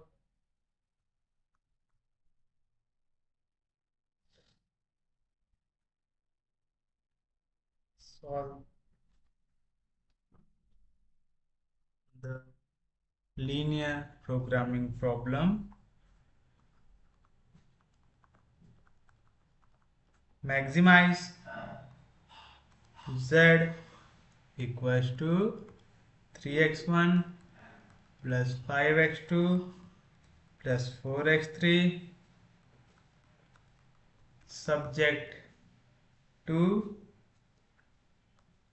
2x1 plus 3x2 is less than equals to 8, 2x2 plus 5x3 less than equals to 10, 3x1 plus 2x2 plus 4x3 less than equals to 15, x1 x2 x3 greater than equals to 0। देखो first question होना चाहिए maximisation का है। पक्का यहां तक किसी को कोई दिक्कत नहीं, हर बी आई की वैल्यू पॉजिटिव होनी चाहिए, राइट हैंड साइड पॉजिटिव होना चाहिए, है। उसके बाद आपको यहाँ पे देखना है लेस देन इक्वल टू है ग्रेटर देन इक्वल टू, यहाँ वाली वैल्यू लेस है, लेस को अगर इक्वल बनाना तो क्या करना पड़ता, कुछ न कुछ ऐड करना पड़ता, सब लेस है, यानी आपको क्या इंट्रोड्यूस करना पड़ेगा यहाँ पे, स्लैक या सरप्लस वेरिएबल, स्लैक वेरिएबल। तो आप सॉल्यूशन में लिखेंगे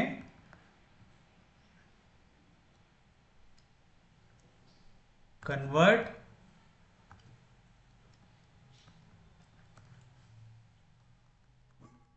constraints into equations by introducing slack variables. कितने स्लैक वेरिएबल? जितनी इक्वेशन है, कितनी इक्वेशन है? 1 2 3। तो 3 स्लैक वेरिएबल लाना है। यहाँ पे x3 तक ऑलरेडी थे, तो कौन कौन से आ जाएंगे? x4 x5 x6। तो चलो क्या था? 2x1। पहले चलो हम लोग वेरिएबल्स लिखेंगे। कौन से वेरिएबल्स इंट्रोड्यूस किया आपने? Variables x4 x5 and x6। We get, question क्या बन जाएगा? Maximise z equal to 3x1 जैसा था वैसा, 5x2 जैसा था वैसा, 4x3 जैसा था वैसा। आपने 3 स्लैक वेरिएबल्स इंट्रोड्यूस किए। स्लैक सरप्लस दोनों के लिए कॉस्ट कितना होता है?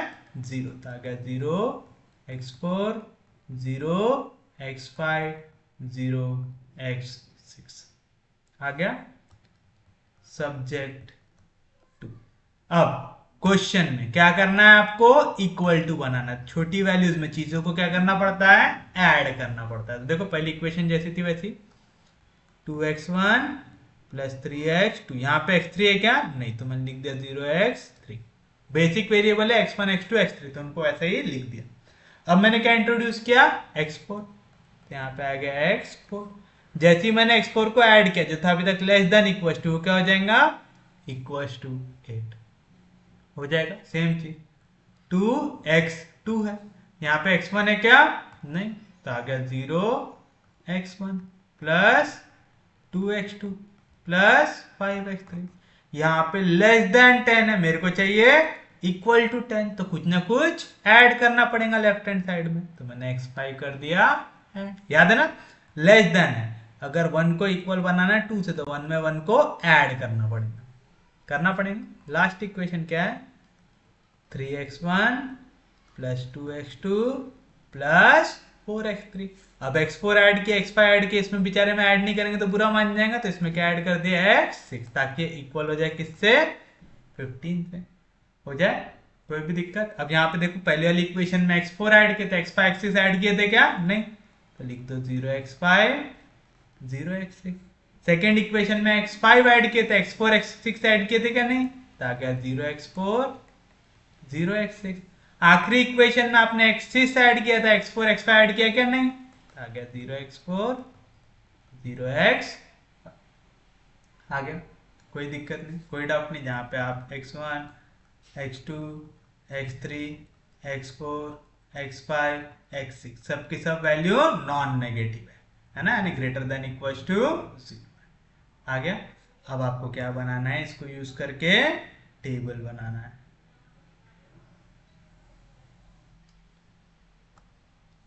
टेबल बनाने के पहले हमको चाहिए एक basic feasible solution.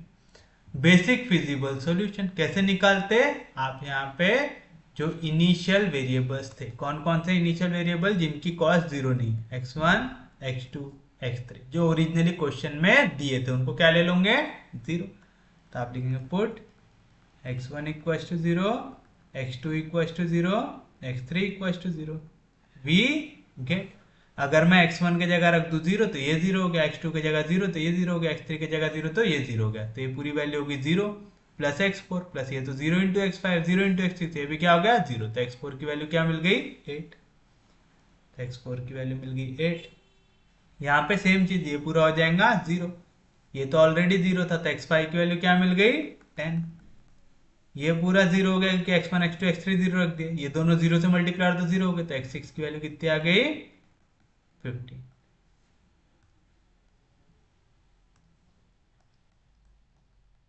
which is initial basic feasible solution।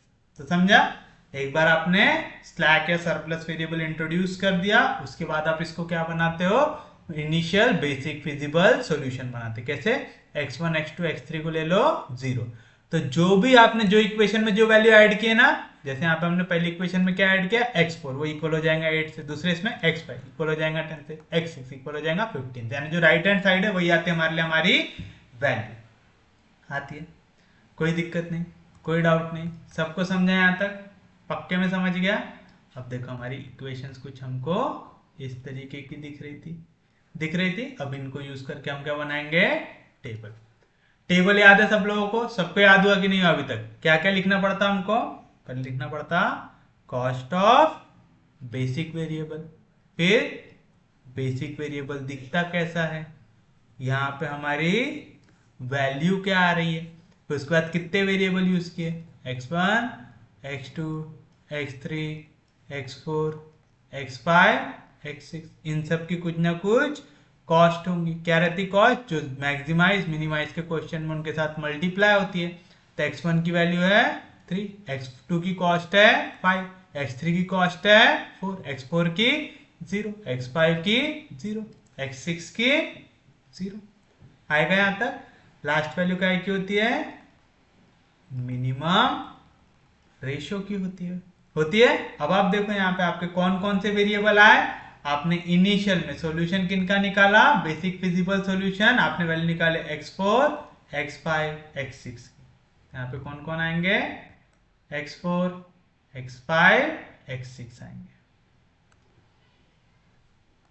x4 x5 x6। पहले इसमें हमेशा आपको याद होगा x4 x5 x6 आता है। x4 x5 x6 की कॉस्ट हमेशा कितनी होती है, 0 ही होती है। याद है सबको, हमेशा इनकी कॉस्ट क्या होती है, 0 ही होती है। याद रखेंगे पक्के में, किसी को कोई दिक्कत नहीं, कोई डाउट नहीं, सबको समझ रहा है, सबको समझ रहे हैं यहां तक। फिर उसके बाद आप निकालेंगे value x b. X b क्या रहता, जो वैल्यू आपकी आई है, क्या आई थी, 8 10 और 15। याद है 8 10 और 15। तो क्या आएंगी वैल्यू 8 10 और 15 आ गई। फिर उसके बाद यहाँ पे x1 का देखो, x1 के सामने जो नंबर है उसको x1 के सामने लिखो, तो आ गया 2 0 3। x2 के सामने 3 2 2। x3 के सामने 0 5 4। x4 के सामने 1 0 0। x5 के सामने 0 1 0। x6 के सामने 0 0 आएगा। पक्के में समझा, सच में समझा, अरे सच में समझ रहा है, पक्के में समझ रहा है। चलिए अब मैं यहाँ पे बनाता हूँ टेबल। यहाँ पे हम लिखेंगे हमारी z की वैल्यू, और यहाँ पे हम एक एक वैल्यू निकाल लेंगे। पहले zj निकाल लेंगे, फिर हम zj माइनस cj निकाल लेंगे, ताकि हमको एक ही स्टेप में हमारा फाइनल आंसर भी मिलते जाए।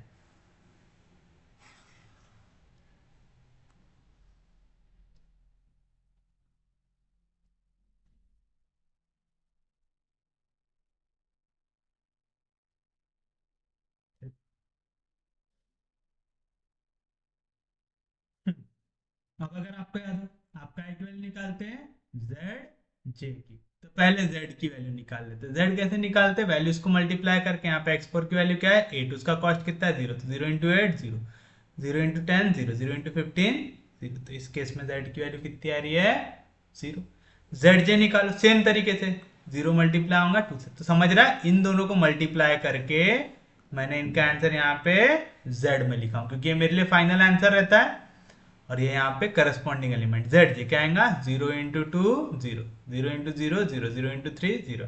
तो आपको याद होगा पहले केस में जब तक यहाँ पे कॉस्ट तीनों के तीनों 0 है, हर जेड जे की वैल्यू क्या आती है 0 आती है। अच्छा, अब आप इस चीज में मेरा कॉलर मत पकड़ना, कई सारी बुक में ना यहाँ पे जेड की वैल्यू लिखते हैं और यहाँ पे direct Z j minus c जे निकालते हैं, ठीक है। तो आपको लेकिन कैलकुलेशन ज्यादा हार्ड ना करना पड़े करके मैं जेड जे अलग निकलवा रहा हूँ और जेड जे माइनस 3j उसके नीचे वाली स्टेप में निकलवा रहा हूँ।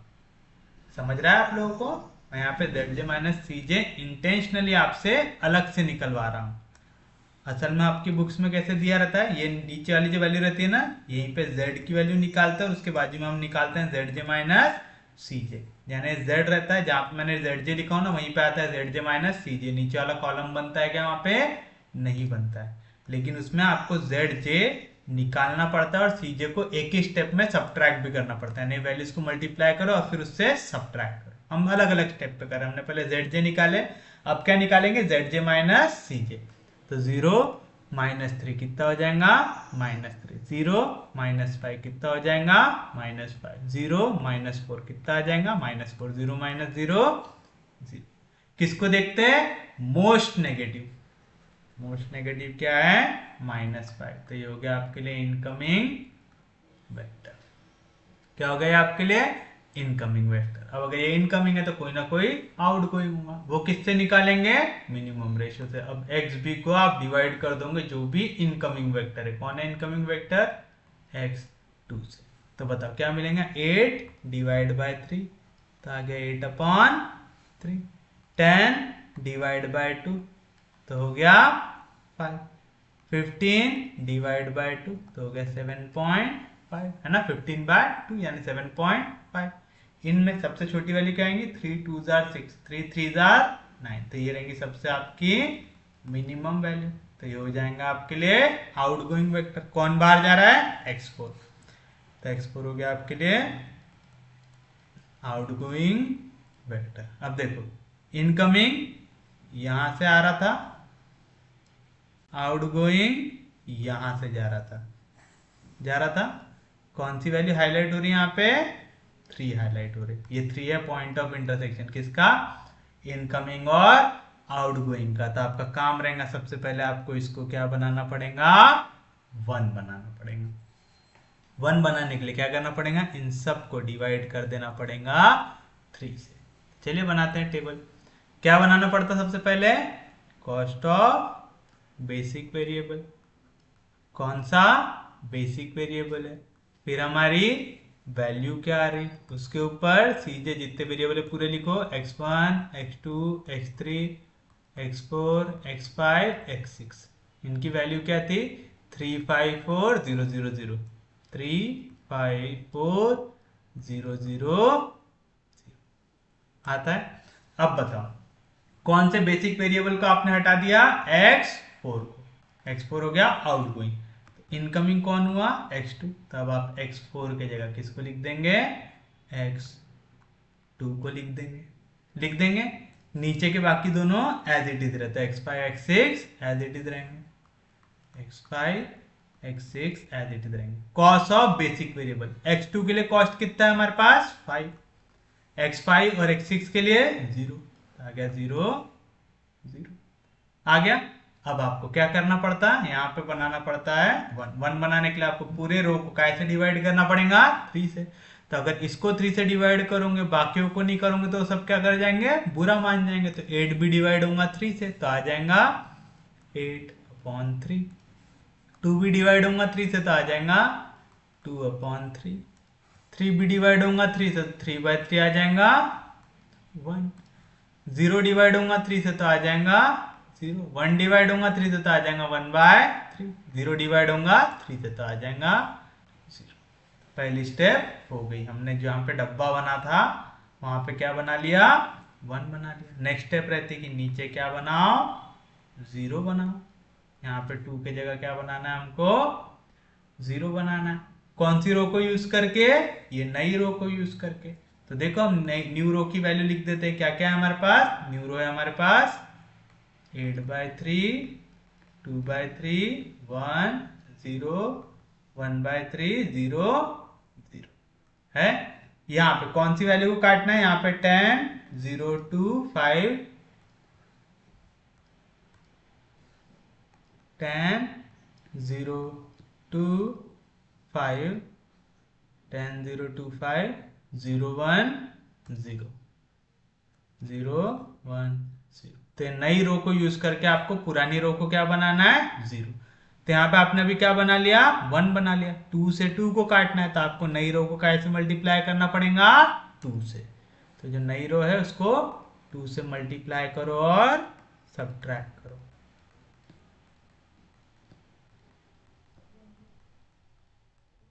समझा क्या कर रहे हैं। तो यहाँ पे क्या आ जाएंगे आपके पास, 8 2 16 तो 3 30, 30 में से 16 गया तो क्या आएगा 14/3 आएगा। -2 2 4 तो आ गया -4/3। और देखो ये जहाँ पे अभी 1 बना उसके नीचे 0 बनना चाहिए। 2 -2 1 2 2 -2 आ गया 0। 5 -2 × 0 0 तो आ गया 5 माइनस 2 इंटू 1/3 आ गया -2/3 1 माइनस 0 तो आ गया 1 0 माइनस 0 तो आ गया 0। समझा पक्के में? किसी को कोई भी दिक्कत, कोई भी डाउट? समझ रहा है? अगर अभी भी नहीं समझा तो आखिरी रो बची है हमारे पास, हमको ये नई रो यूज करके, जो आपने ये नई रो बनाई कौन कौन सी है, 8/3 2/3 1 0 1/3 0 0 इसको यूज करना है। और ये जो जहां पे आपने डब्बा बनाया था क्या था 3, उसके नीचे वाले एलिमेंट को बनाना है 0 बनाना है, यानी 2 की जगह क्या आना चाहिए 0 आना चाहिए। 2 की जगह 0 कब आएगा, जब आप ये यहाँ पे आपने 3 की जगह क्या बनाया 1 बनाया, तो 1 को कैसे मल्टीप्लाई करेंगे 2 से मल्टीप्लाई करेंगे और सब्ट्रैक्ट कर देंगे। तो आपको ये जो नई रो है उसको क्या करना है 2 से मल्टीप्लाई करके सब्ट्रैक्ट कर देना है। ये आपको दिक्कत हो सकती है, क्यों? क्योंकि नई रो आपने नेक्स्ट टेबल पे लिखे हो और पुरानी रोज आपको यहां से 0 बनाने के लिए लेना है, तो ये कंफ्यूजन हो सकता है। क्या एलिमेंट 15 3 2 15 3 2 4 0 0 1 4 0 0 1, तो बताइए क्या आएगा 8 2 जार 16 5 3 जार 45 45 में से कितना कट रहा है यहाँ पे 16, तो हो जाएगा 35 29 तो आएगा 29/3 आएगा। यहाँ पे कैलकुलेशन में गलती होने की बहुत ज्यादा चांसेस है, तो प्लीज कैलकुलेटर यूज कीजिएगा, बिना कैलकुलेटर के बहुत प्रॉब्लम हो सकती है। 2 2 जार 4 3 3 जार 9 9 में से 4 गया तो आ जाएगा 5/3 और देखो यहाँ पे 0 बन रहा है कि नहीं, 2 माइनस 2 1 जार 2 2 में से 2 गया 0। तो समझ रहा है ना, जो आपका जहां पे आपने टेबल में नया नया 1 बना है वहां के नीचे वाले एलिमेंट्स को आपको 0 बनाना है, और वो बनाने के लिए आपको जितनी मेहनत करनी पड़े उतनी मेहनत करना है, बट जो नया 1 बना है उसके नीचे क्या आना चाहिए 0 आना चाहिए, आना चाहिए। कोई भी दिक्कत, कोई भी डाउट? अगला एलिमेंट देखो, यहां तक हो गया था 4 माइनस 2 इंटू 0 0, तो आगे 4 minus 0 0 minus 2 into 1/3 -2/3 0 minus 0 0 1 minus 2 into 0 0, तो 1 माइनस 0 कितना हो जाएगा 1 आ गया। तो देख रहे हैं इसमें ऐसी पागलपंती वैल्यूज भी आती है, तो आपको थोड़ा सा ख्याल रखना है, यहाँ पे गलती होने के चांसेस बहुत ज्यादा होते हैं। लास्ट टेबल काय का बनता है आपका मिनिमम रेशो का बनता है। फिर उसके बाद हम यहाँ पे टेबल में बना देंगे z की वैल्यू, यहाँ पे मैं लिख दूंगा zj, नीचे में बनाऊंगा zj माइनस cj की वैल्यू, बना लेंगे ऐसा टेबल।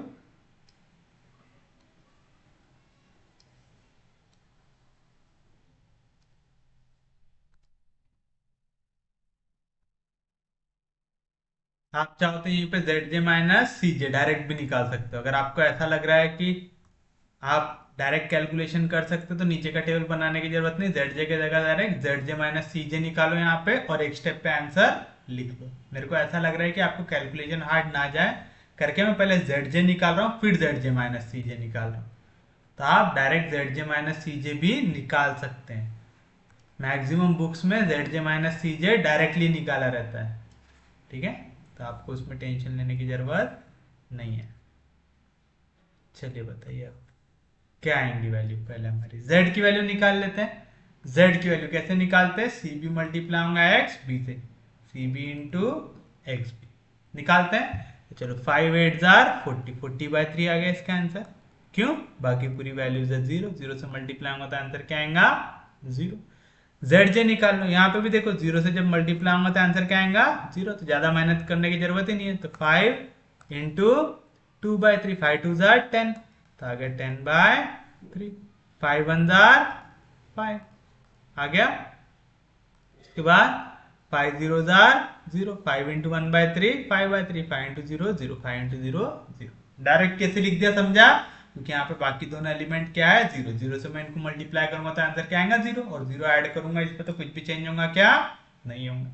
फिर उसके बाद क्या निकालते हैं zj माइनस cj, यानी जेड जो है 10/3 से सब्ट्रैक्ट करोगे 3, 10/3 -3 कितना आएगा 1/3, समझा ना। जेड जाने 10/3 माइनस सी जाने 3, 3 3 जार 9 तो आएगा 10 - 9/3 तो आया 1/3 आया। कोई दिक्कत नहीं किसी को भी। फिर से जेड जे माइनस सी जे तो आएगा 5 - 5 आ गया 0, 0 - 4 आ गया -4, 5/3 - 0 5/3 0 - 0 0, मोस्ट नेगेटिव कौन है -4। ये हो गया मेरे लिए इनकमिंग वेक्टर। तो अब कौन सा वेक्टर अंदर आने वाला है x3। अगर x3 अंदर आने वाला है तो किसी न किसी को बाहर जाना पड़ेगा। कौन बाहर जाएगा ये हम डिसाइड करेंगे xb की वैल्यू को डिवाइड करके इनकमिंग वेक्टर से जो है x3 से करेंगे। तो देखो xb की वैल्यू 8/3, 8/3 डिवाइड होगा 0 से तो इन्फिनिटी आएगा, डाल दिए डैश आया, क्योंकि x3 इनकमिंग वेक्टर है। याद रखना आपको ये वैल्यूज को डिवाइड करना है तो आपको वैल्यू मिलेगा 8/3 डिवाइड बाई 0 आया इन्फिनिटी, डैश डाल दिए। यहाँ पे 14/3 ये डिवाइड होगा कैसे 5 से तो क्या आएंगे वैल्यू 14/3 5 जार 15 तो आगे वैल्यू 14/15 आएगा। सेम चीज यहाँ पे भी 29/3 डिवाइड होगा 4 से तो आएगा 29/3 कहाँ पे डिनोमिनेटर के डिनोमिनेटर में, कहाँ न्यूमरेटर के डिनोमिनेटर में, कहाँ पे जाएगा डिनोमिनेटर में 3 4 जार तो आ गया 29/5। 14 15 बहुत आसपास के नंबर है तो इनको डिवाइड करोगे तो आपको वैल्यू कैसे मिलेंगी मिनिमम। तो ये हो गया आपके लिए आपका आउटगोइंग वेक्टर हो गया। आउटगोइंग वेक्टर कौन हो गया x5। तब आपको x5 को दिखाना पड़ेगा एज एन आउटगोइंग वेक्टर। तो x5 हो गया मेरे लिए आउटगोइंग वेक्टर। अब कहां से इनकमिंग वेक्टर आ रहा था x3 से, कौन सा वेक्टर बाहर जा रहा है x5 बाहर जा रहा है कहां पे इंटरसेक्ट हो रहा है 5 पे। बाप रे अभी कैलकुलेशन और खतरनाक होगा, यानी अब हमको सब वैल्यू को कैसे डिवाइड करना पड़ेगा 5 से, क्योंकि जो भी इनकमिंग और आउटगोइंग वेक्टर के बीच का पॉइंट ऑफ इंटरसेक्शन होता है वहां पे आपको क्या बनाना पड़ता है 1, और ऊपर और नीचे 0, ऊपर तो 0 नीचे भी क्या बनाना पड़ेगा 0। तो ऊपर तो ऑलरेडी 0 है तो उसमें कोई दिक्कत नहीं। फिर से टेबल बनाओ, टेबल याद होना चाहिए, सबसे इंपॉर्टेंट वही है। सबसे पहले कॉस्ट ऑफ बेसिक वेरिएबल, फिर कौन सा बेसिक वेरिएबल, उसके बाद जो वैल्यू आ रही है बेसिक वेरिएबल की, बेसिक वेरिएबल के ऊपर कॉस्ट लिख दो, फिर जितने वेरिएबल्स थे x1 x2 x3 x4 x5 x6 आ गया। अब आप देखो वेरिएबल्स कौन कौन से, x2 वेरिएबल था तो आ गया x2, उसके बाद हमारे पास x5 वेरिएबल था लेकिन अब ये आउटगोइंग वेक्टर हो गया, x5 क्या हो गया आउटगोइंग वेक्टर। इसके बजाय इनकमिंग वेक्टर कौन है x3, तब x5 की जगह कौन आ गया x3 आ गया, और नीचे वाला एज इट इज जो था x6 था। अब आप देखो cost of x1 x2 x3 क्या था 3 5 4 0 0 0 तो आ गया 3 5 4 0 0 0। ये कॉस्ट कहां से लेते समझा ना, जो आपका क्वेश्चन है z इक्वल टू वाला वहां से लेते। बताओ यहाँ पे कौन है x2, x2 का कॉस्ट कितना है 5, x3 का कॉस्ट कितना है 4, x6 का कॉस्ट कितना है 0, कोई दिक्कत नहीं। और लास्ट काय का बनता है मिनिमम रेशियो का बनता है।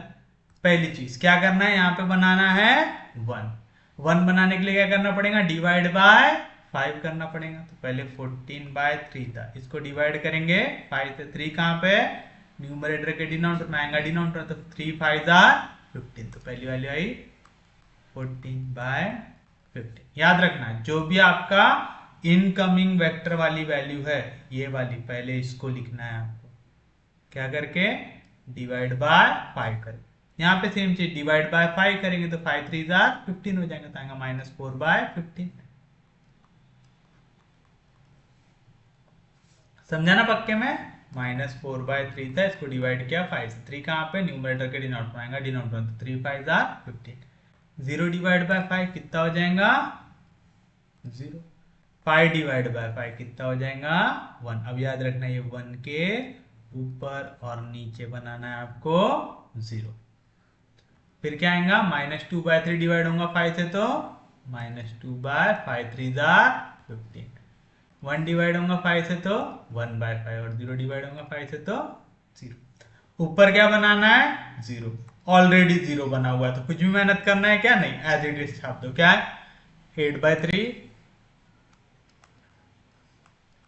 2/3 1 0 आ गया 0 तो ऊपर से जो करना था उसको हटा दो तो आ गया 0 1/3 0 0 आएगा। अब हमको नीचे बनाना है 0। अगर यहाँ पे नीचे 0 लाना है, यहाँ पे आपने 1 बना लिया तो 4 1 जार 4 है ना। या तो अगर आपको ऐसा टेंशन आता है ना तो आप क्या करो, ये जो रो है ना उसको एज इट इज लिख लो। कभी भी अगर दिक्कत लगे ना ऐसी तो ये जो रो है इसको एज इट इज लिख लिया करो। कहाँ पेस्ट हो गए, ठीक है। ये जो रो थी मैंने इसको एज इट इज लिख दिया। ये मेरे को 4 के जगह क्या चाहिए 0 चाहिए। मेरे पास यहाँ पे क्या है 1 है तो मेरे को 1 को काय से मल्टीप्लाई करना पड़ेगा 4 से मल्टीप्लाई करना पड़ेगा और सब्ट्रैक्ट कर देना पड़ेगा तो मेरे को मिल जाएगा मेरा फाइनल आंसर मिल जाएगा। तो मतलब क्या करना पड़ेगा, पहले तो 1 है मेरे को 4 है 4 -4 होता है 0 यानी इसको कैसे मल्टीप्लाई करना है 4 से और सब्ट्रैक्ट करना। तो चलो पहली वैल्यू -4 इंटू 14/15 ये इससे सब्ट्रैक्ट होंगे। फिर उसके बाद -4 इंटू -4/15 इससे मल्टीप्लाई -4 इंटू 0 0 हो गया। यहाँ पे -4 इंटू 1 -4 फिर उसके बाद -4 मल्टीप्लाई होगा -2/15 से -4 मल्टीप्लाई होगा 1/5 से था -4/5 -4 मल्टीप्लाई होगा 0 से आएगा 0। ओके ये कुछ ज्यादा ही खतरनाक हो रहा है। दोनों का डिनोमिनेटर सेम नहीं है तो हम बना लेते हैं 15 चाहिए तो इसको 5 से मल्टीप्लाई कर देते हैं 5 3 जार 15 5 से मल्टीप्लाई होगा तो 5 9 जार 45 5 2 जार 10 10 प्लस 4 14 था 145 minus 4 4 jar 16 carry 1 4 1 jar 4 4 plus 1 5 आएगा। तो 145 में से कितना निकालना है आपको 56 निकालना था। 5 6 11 11 सब्ट्रैक्ट करेंगे तो कितना आएगा 89 89 आएगा। समझा पक्के में, सच में समझा। तो यहाँ पे आगे पहली वैल्यू 89/15 आए। सेकेंड वैल्यू देखो minus into minus plus 4 4 jar 16/15। मैं इसको सेम वैल्यू बना लेता हूँ, इसके भी डिवीजन में 15 बनाता हूँ। तो किससे मल्टीप्लाई करना पड़ेगा 5 तो 5 5 जार 20/3 5 जार 15 तो आ जाएगा सेम बेस। अब बताओ कितना आएगा 8 6 प्लस 5 11 कैरी 1 तो आ गया 41/15। कैलकुलेशन करना आ जाएगा आप लोगों को पक्के में, किसी को कोई दिक्कत नहीं आएगी कैलकुलेशन करने में। कैलकुलेशन प्लीज कैलकुलेटर से करना, बहुत टाइम वेस्ट होगा नहीं तो आप लोगों का। और यहाँ पे अगर एक भी कैलकुलेशन अभी जैसे मेरा भी गलत हो गया ना फिर काम तमाम है, फिर अपन ढूंढ भी नहीं पाएंगे कि कहाँ पे गलती हुई हमसे। उसके बाद 0 - 0 0 4 - 4 0 minus into minus plus 4 2 jar 8/15 दोनों का बेस सेम बनाते हैं। -2 जैसा था वैसा इसके डिवीजन में क्या था 3 तो 3 है मेरे को 15 बनाना तो कैसे मल्टीप्लाई करना पड़ेगा 5 से तो 5 3 जार 15 5 2 जार 10 आएगा। तो क्या आएगा -10 प्लस 8 आएगा -2/15 आएगा। सेम चीज यहाँ पे भी 0 -4/5 तो आ गया -4/5 1 - 0 1 आ गया। कोई भी दिक्कत कोई भी डाउट तो ये कैलकुलेशन आप थोड़ा सा कैलकुलेटर से कीजिएगा ताकि आपको कंफ्यूजन ना हो। ऐसा करोगे तो बहुत कंफ्यूजन हो जाएगा। देखो 1 आ गया 1 के ऊपर और नीचे 0 आ गया। अब अगर आपको याद हो हम यहाँ से z की वैल्यू निकाल लेंगे जो रहता है CB इंटू XB और यहाँ पे मैं निकाल लेता हूँ ZJ नीचे मैं निकाल लेता हूँ ZJ माइनस CJ। काश अब वैल्यू नेगेटिव आना बंद हो जाए तो हमको हमारा आंसर मिल जाए।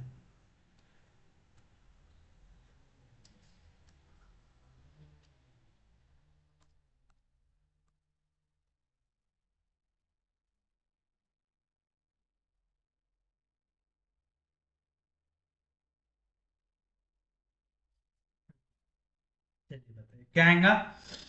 कैसे निकालते, सी बी मल्टीप्लाई होगा एक्स बी के साथ। तो 5 × 8, 5 8 जार 40/3, 4 × 14, 4 4 जार 16, कैरी 1, 4 1 जार 4, 4 + 1 5, तो आएगा 56/15।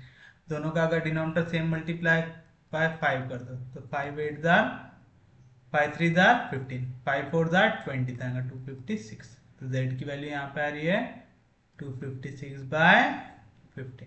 अब zj निकाल लेते हैं। zj की वैल्यू क्या आएंगी, 5 × 2/3 हो जाएगा 10/3, प्लस 4 × -4 तो हो जाएगा -16/15, प्लस 0 × 41 कितना आ जाएगा 0। अब देखो दोनों का डिनोमिनेटर सेम बनाए तो इसको मल्टीप्लाई एंड डिवाइड बाय 5 करना पड़ेगा। 5 10 जार 50, डिनोमिनेटर में 15, तो यहाँ पे प्लस इंटू माइनस -16 हो जाएगा। तो 50 में से 16 गया तो कितना आएगा 34, तो आ जाएगा 34/50 आएगा। कोई भी दिक्कत, कोई भी डाउट, ये चीज समझ में आ रही ना आपको। हर एक सी बी की वैल्यू को एक्स की वैल्यू से मल्टीप्लाई करते आना और लिखते आना। प्लीज कैलकुलेटर यूज करोगे तो बहुत जल्दी आएगा, और अगर जैसा मैं कर रहा हूँ वैसा करोगे तो बहुत टाइम लगेगा। अब आपकी मर्जी। 5 × 1 5, plus 4 × 0 0, 5 0 × 0 0, 5 × 0 0, 4 × 1 4, 0 × 0 0, 5 × 1/3 5/3, plus into minus minus 4 2 jar 8/15, multiply and divide by 5 कर देंगे। 5 5 जार 25 -8/50, तो 25 में से 8 जाएगा तो कितना बचेगा 17/50 आएगा। मेरे को भी कैलकुलेटर लेके बैठना पड़ेगा अब। 5 × 0 0, 4 × 1/5 4/5, 0 × 0 0, 0 × 0। अब क्या करेंगे, zj माइनस सी जे, 34 अभी भी नेगेटिव आई रही है, यानी 34/15, zj माइनस सी जे तो -3, तो आएगा 15 डिवाइड बाय, यहाँ पे आ जाएगा -45, तो 35 माइनस 45 तो -9/50, तो पहली वैल्यू है -9/50। सेकेंड वैल्यू देखो, zj माइनस सी जे, 5 में से 5 गया 0, 4 में से 4 गया 0, यहाँ पे आ गया 17/15, 4/5 0। मोस्ट नेगेटिव, एक ही नेगेटिव है तो वही रहेगा हमारे लिए हमारा मोस्ट नेगेटिव। जो भी मोस्ट नेगेटिव रहा उसका आप क्या ले लेते हैं, इनकमिंग वेक्टर। तो आ गया आपके लिए इनकमिंग वेक्टर। एक बार इनकमिंग वेक्टर मिल गया तो आप मिनिमम रेशियो कैसे निकालते हैं, जो भी आपकी वैल्यू थी उसको डिवाइड कर दूंगे इनकमिंग वेक्टर से। कौन है इनकमिंग वेक्टर, एक्स। करेंगे तो डिवाइड कर दो, 8/3 divide by 2/3, by 3/3 cancel, 2 4 8, by 15/15 cancel. यहाँ पे वैल्यू कैसी है, नेगेटिव, आंसर लिख दो नेगेटिव। पॉजिटिव वैल्यू देखना है अपने को भाई, ठीक है। मिनिमम रेशियो पॉजिटिव, अगर नेगेटिव आ गया तो यहाँ पे नेगेटिव लिख के छोड़ दो। जैसे देखो यहाँ पे आपने 14/15 को डिवाइड किया था -4/15 से, 15 15 तो कट गया, लेकिन यहाँ पे क्या आ रहा है माइनस साइन आ रहा है, तो वैल्यू कैसी आ रही है, नेगेटिव। तो मैंने यहाँ पे लिखा हूँ नेगेटिव। हम नेगेटिव रेशियो देखते हैं क्या, नहीं। समझा पक्के में, कोई दिक्कत नहीं किसी को भी। सेम चीज यहाँ पे भी करो, दोनों को कर दो डिवाइड, तो यहाँ पे क्या आएगा 89/40, क्योंकि 15 15 हो जाएगा कैंसिल, समझा ना। 89/15 डिवाइड बाय 41/15, बाय 15/15 कैंसिल हो गया। कोई भी दिक्कत, कोई भी डाउट। अब यहाँ पे 41 के टेबल में 2000 के करीब आ रहा है, ये हमारे लिए मिनिमम रेशियो, तो ये जाएगा हमारे लिए बाहर जाएगा। ये बाहर जा रहा है, कौन बाहर जा रहा है, x6। x6 अगर बाहर जा रहा है तो x6 को दिखा दे, कौन सा वेक्टर हो गया, आउटगोइंग वेक्टर। यहां से आ रहा था आपका इनकमिंग वेक्टर आ रहा था, यहां से आपका जा रहा है x6, ये हो गया आपके लिए आउटगोइंग वेक्टर। यानी कहां पे 1 बनाना है, यहां पे 1 बनाना है, जहां पे भी क्या है 41/15। याद रखना जहां पे भी इनकमिंग वेक्टर और आउटगोइंग वेक्टर का इंटरसेक्शन होता है वहां पे आपको क्या बनाना पड़ता है, 1 बनाना पड़ता है। 1 कैसे बनाओगे, यहाँ पे 41/15, अगर मैं इसको 15/41 उसके रेसिप्रोकल से कर दूंगा मल्टीप्लाई, तो अगर मैं 41/15 को मल्टीप्लाई कर दूंगा 15/41 से, तो 15 हो जाएगा कैंसिल, 41 हो जाएगा कैंसिल, क्या आ जाएंगी वैल्यू 1। तो याद रखना मैं यहाँ पे क्या कर रहा हूँ, थर्ड रो को मल्टीप्लाई कर दे रहा हूँ, कहाँ से 15/41 से। तो अगर आपको मैट्रिसेस अच्छे से आता है तो मैट्रिसेस वाले फॉर्म में कर दो इसको, समझा पक्के में। तो फिर से टेबल बना लेते हैं। क्या रहता है टेबल आपके पास, आपके पास रहता है कॉस्ट ऑफ बेसिक वेरिएबल, कौन सा बेसिक वेरिएबल है, वैल्यू क्या है, वैल्यू के ऊपर सीजे लिख दो, पूरे जितने वेरिएबल लिख दो, x1 x2 x3 x4 x5 x6, last में आता है मिनिमम रेशियो आता है। बताओ कौन कौन से वेरिएबल थे, x2 x3 था पहले से, x2 x3 था पहले से, अब x6 बाहर गया मतलब आउटगोइंग वेक्टर बन गया, और इनकमिंग वेक्टर कौन हो गया, x1, यानी x1 आएगा x6 जाएगा जाएगा। क्या है कॉस्ट, 354000, तो आ गया 354000 है। x2 का कॉस्ट 5, x3 का कॉस्ट 4, x1 का कॉस्ट 3 आएगा, कोई दिक्कत नहीं। तो पहला ऑपरेशन क्या परफॉर्म कर रहे हैं आप, रो 3 में 15/41 से मल्टीप्लाई कर रहे हैं, तो पहले 89/15 भी मल्टीप्लाई हो जाएगा 15/41 से, 15 कैंसिल, तो क्या है आंसर 89/41, आ गया 89/41 आ गया। यहाँ पे 41/15 मल्टीप्लाई हुआ 15/41 से, तो पूरा कैंसिल हो गया, तो क्या है वैल्यू 1 आ गई। उसके बाद 0 से कुछ भी मल्टीप्लाई करो क्या आएगा आंसर, 0 ही आएगा। फिर उसके बाद -2/15 मल्टीप्लाई होगा किससे, 15/41 से, 15 कैंसिल, तो क्या है -2/41, तो आ गया -2/41 आ गया। -4/5 मल्टीप्लाई होगा कैसे, 15/41 से, तो 5 3 15, 3 4 12, तो आएगा -12/41 आएगा। फिर उसके बाद 1 मल्टीप्लाई हो गया 15/41 से, तो आ जाएगा 15/41। अभी तो आपने बनाया सिर्फ और सिर्फ 1, अब ऊपर क्या बनाना है, 0 दो जगह पे बनाना है। तो चलो पहले इससे ऊपर वाली रो पे बना लेते हैं 0।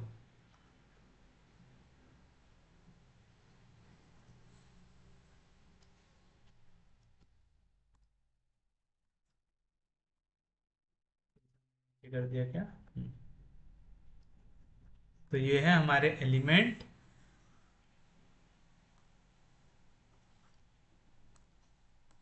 है।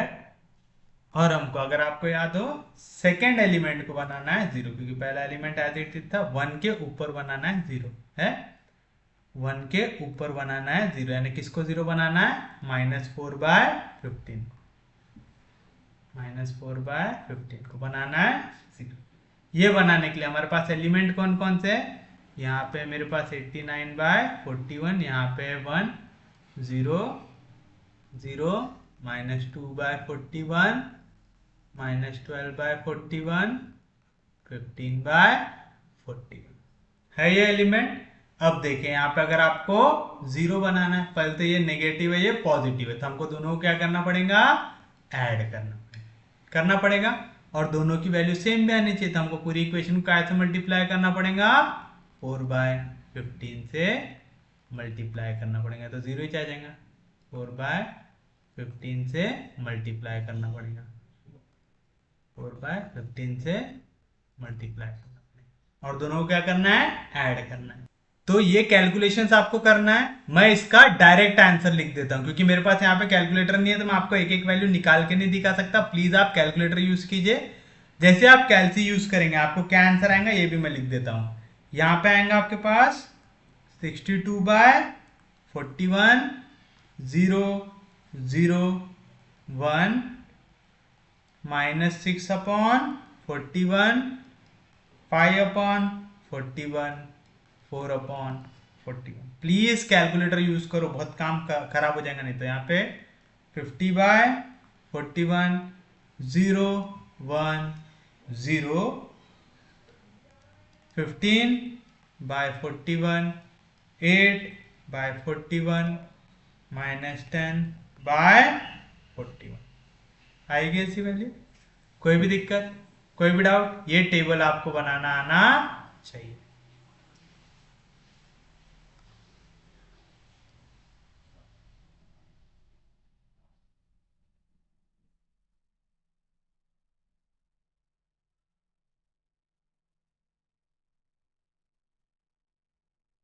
आएगा ऐसा। फिर आप यहाँ पे वैल्यू निकालते हैं z की। z की वैल्यू क्या रहती है, c b into x b, यानी वैल्यूज आपस में क्या होंगी, मल्टीप्लाई होगी, और इसका आप सम निकालेंगे। तो कैसा, पहले 5 मल्टीप्लाई होगा 50/41 से। देखो सबके डिवीजन में 41 है, तो सबके डिवीजन में 41 में लिख लेता हूँ। 5 5 25 250 प्लस 4 से 4 2 8 4 6 24 258। 3 से मल्टीप्लाई होगा 3 9 27 कैरी 3 8 24 24 प्लस 2 26 आएगा। तो क्या आएंगी value, 8 plus 7 15 carry 1 6 plus 4 10 10 plus 5 15 15 plus 1 16 carry 1 2 plus 2 4 4 plus 2 6 6 plus 1 7 by 40 बनता रहा है 7 65।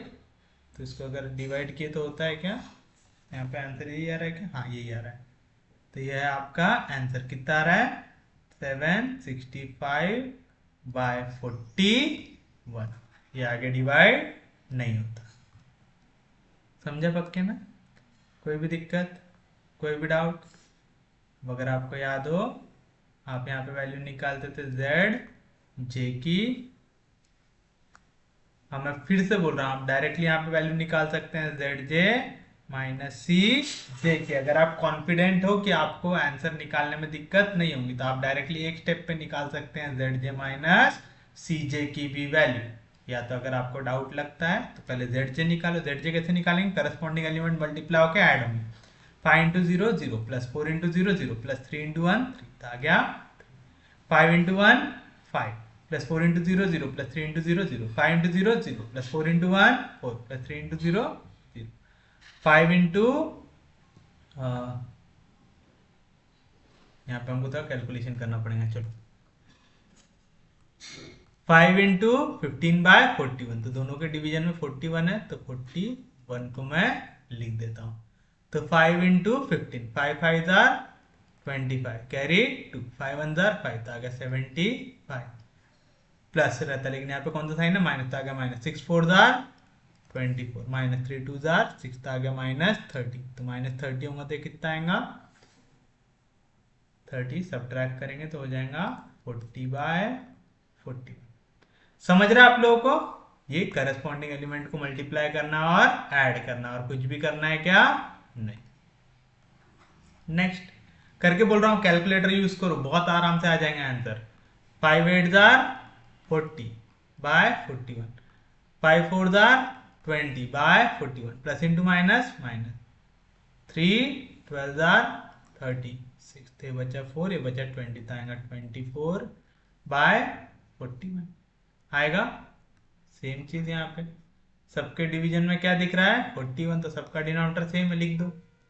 5 इंटू -10 हो गया -50 4 4 16 3 इंटू 15 हो जाएगा 40।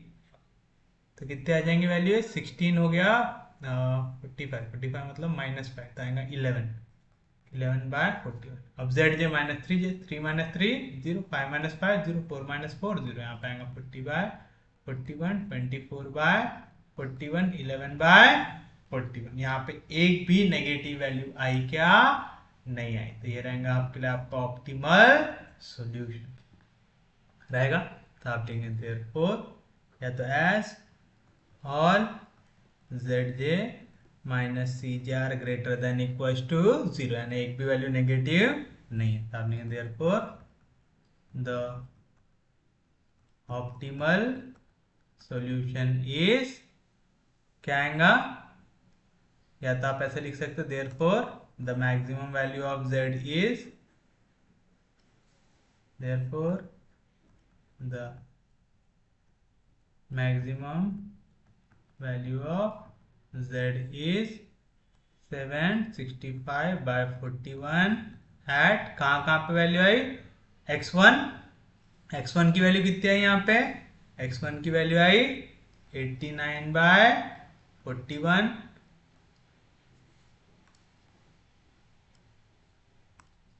x2 की वैल्यू कितनी आई 50/41 एंड x3 की वैल्यू कितनी आई 62/41। याद रखना ये है आपकी x1 की वैल्यू, x3 की वैल्यू, x2 की वैल्यू।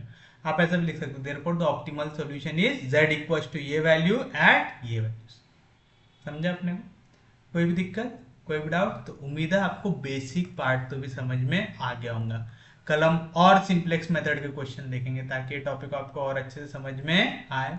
प्लीज कैलकुलेटर रखो पास में, नहीं तो अगर ऐसे जहरीले वाले कैलकुलेशन मैनुअली करोगे बहुत मेहनत लगेगी और गलती होने के चांसेस भी बढ़ जाएंगे।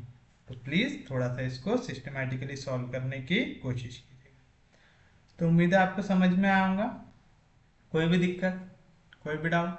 सच में समझ रहा है? तो ऐसा करते हैं आज का लेक्चर हम यहीं तक रखते हैं। कल हम देखेंगे सिंप्लेक्स मेथड के ऊपर और अच्छे क्वेश्चंस, ताकि हमारा सिंप्लेक्स मेथड परफेक्टली कंप्लीट हो जाए। तो चलिए आप आज के लिए बस इतना ही, हम लोग मिलेंगे कल। तब तक के लिए take care, have a nice day. अगर आपको लेक्चर समझ में आ रहा है, यूजफुल लग रहा है, तो प्लीज चैनल को सब्सक्राइब कीजिए, वीडियो को शेयर कर दीजिए। सबसे इंपॉर्टेंट चीज पढ़ते रहिए, रिवाइज करते रहिए। हम लोग मिलेंगे कल, तब तक के लिए take care, have a nice day.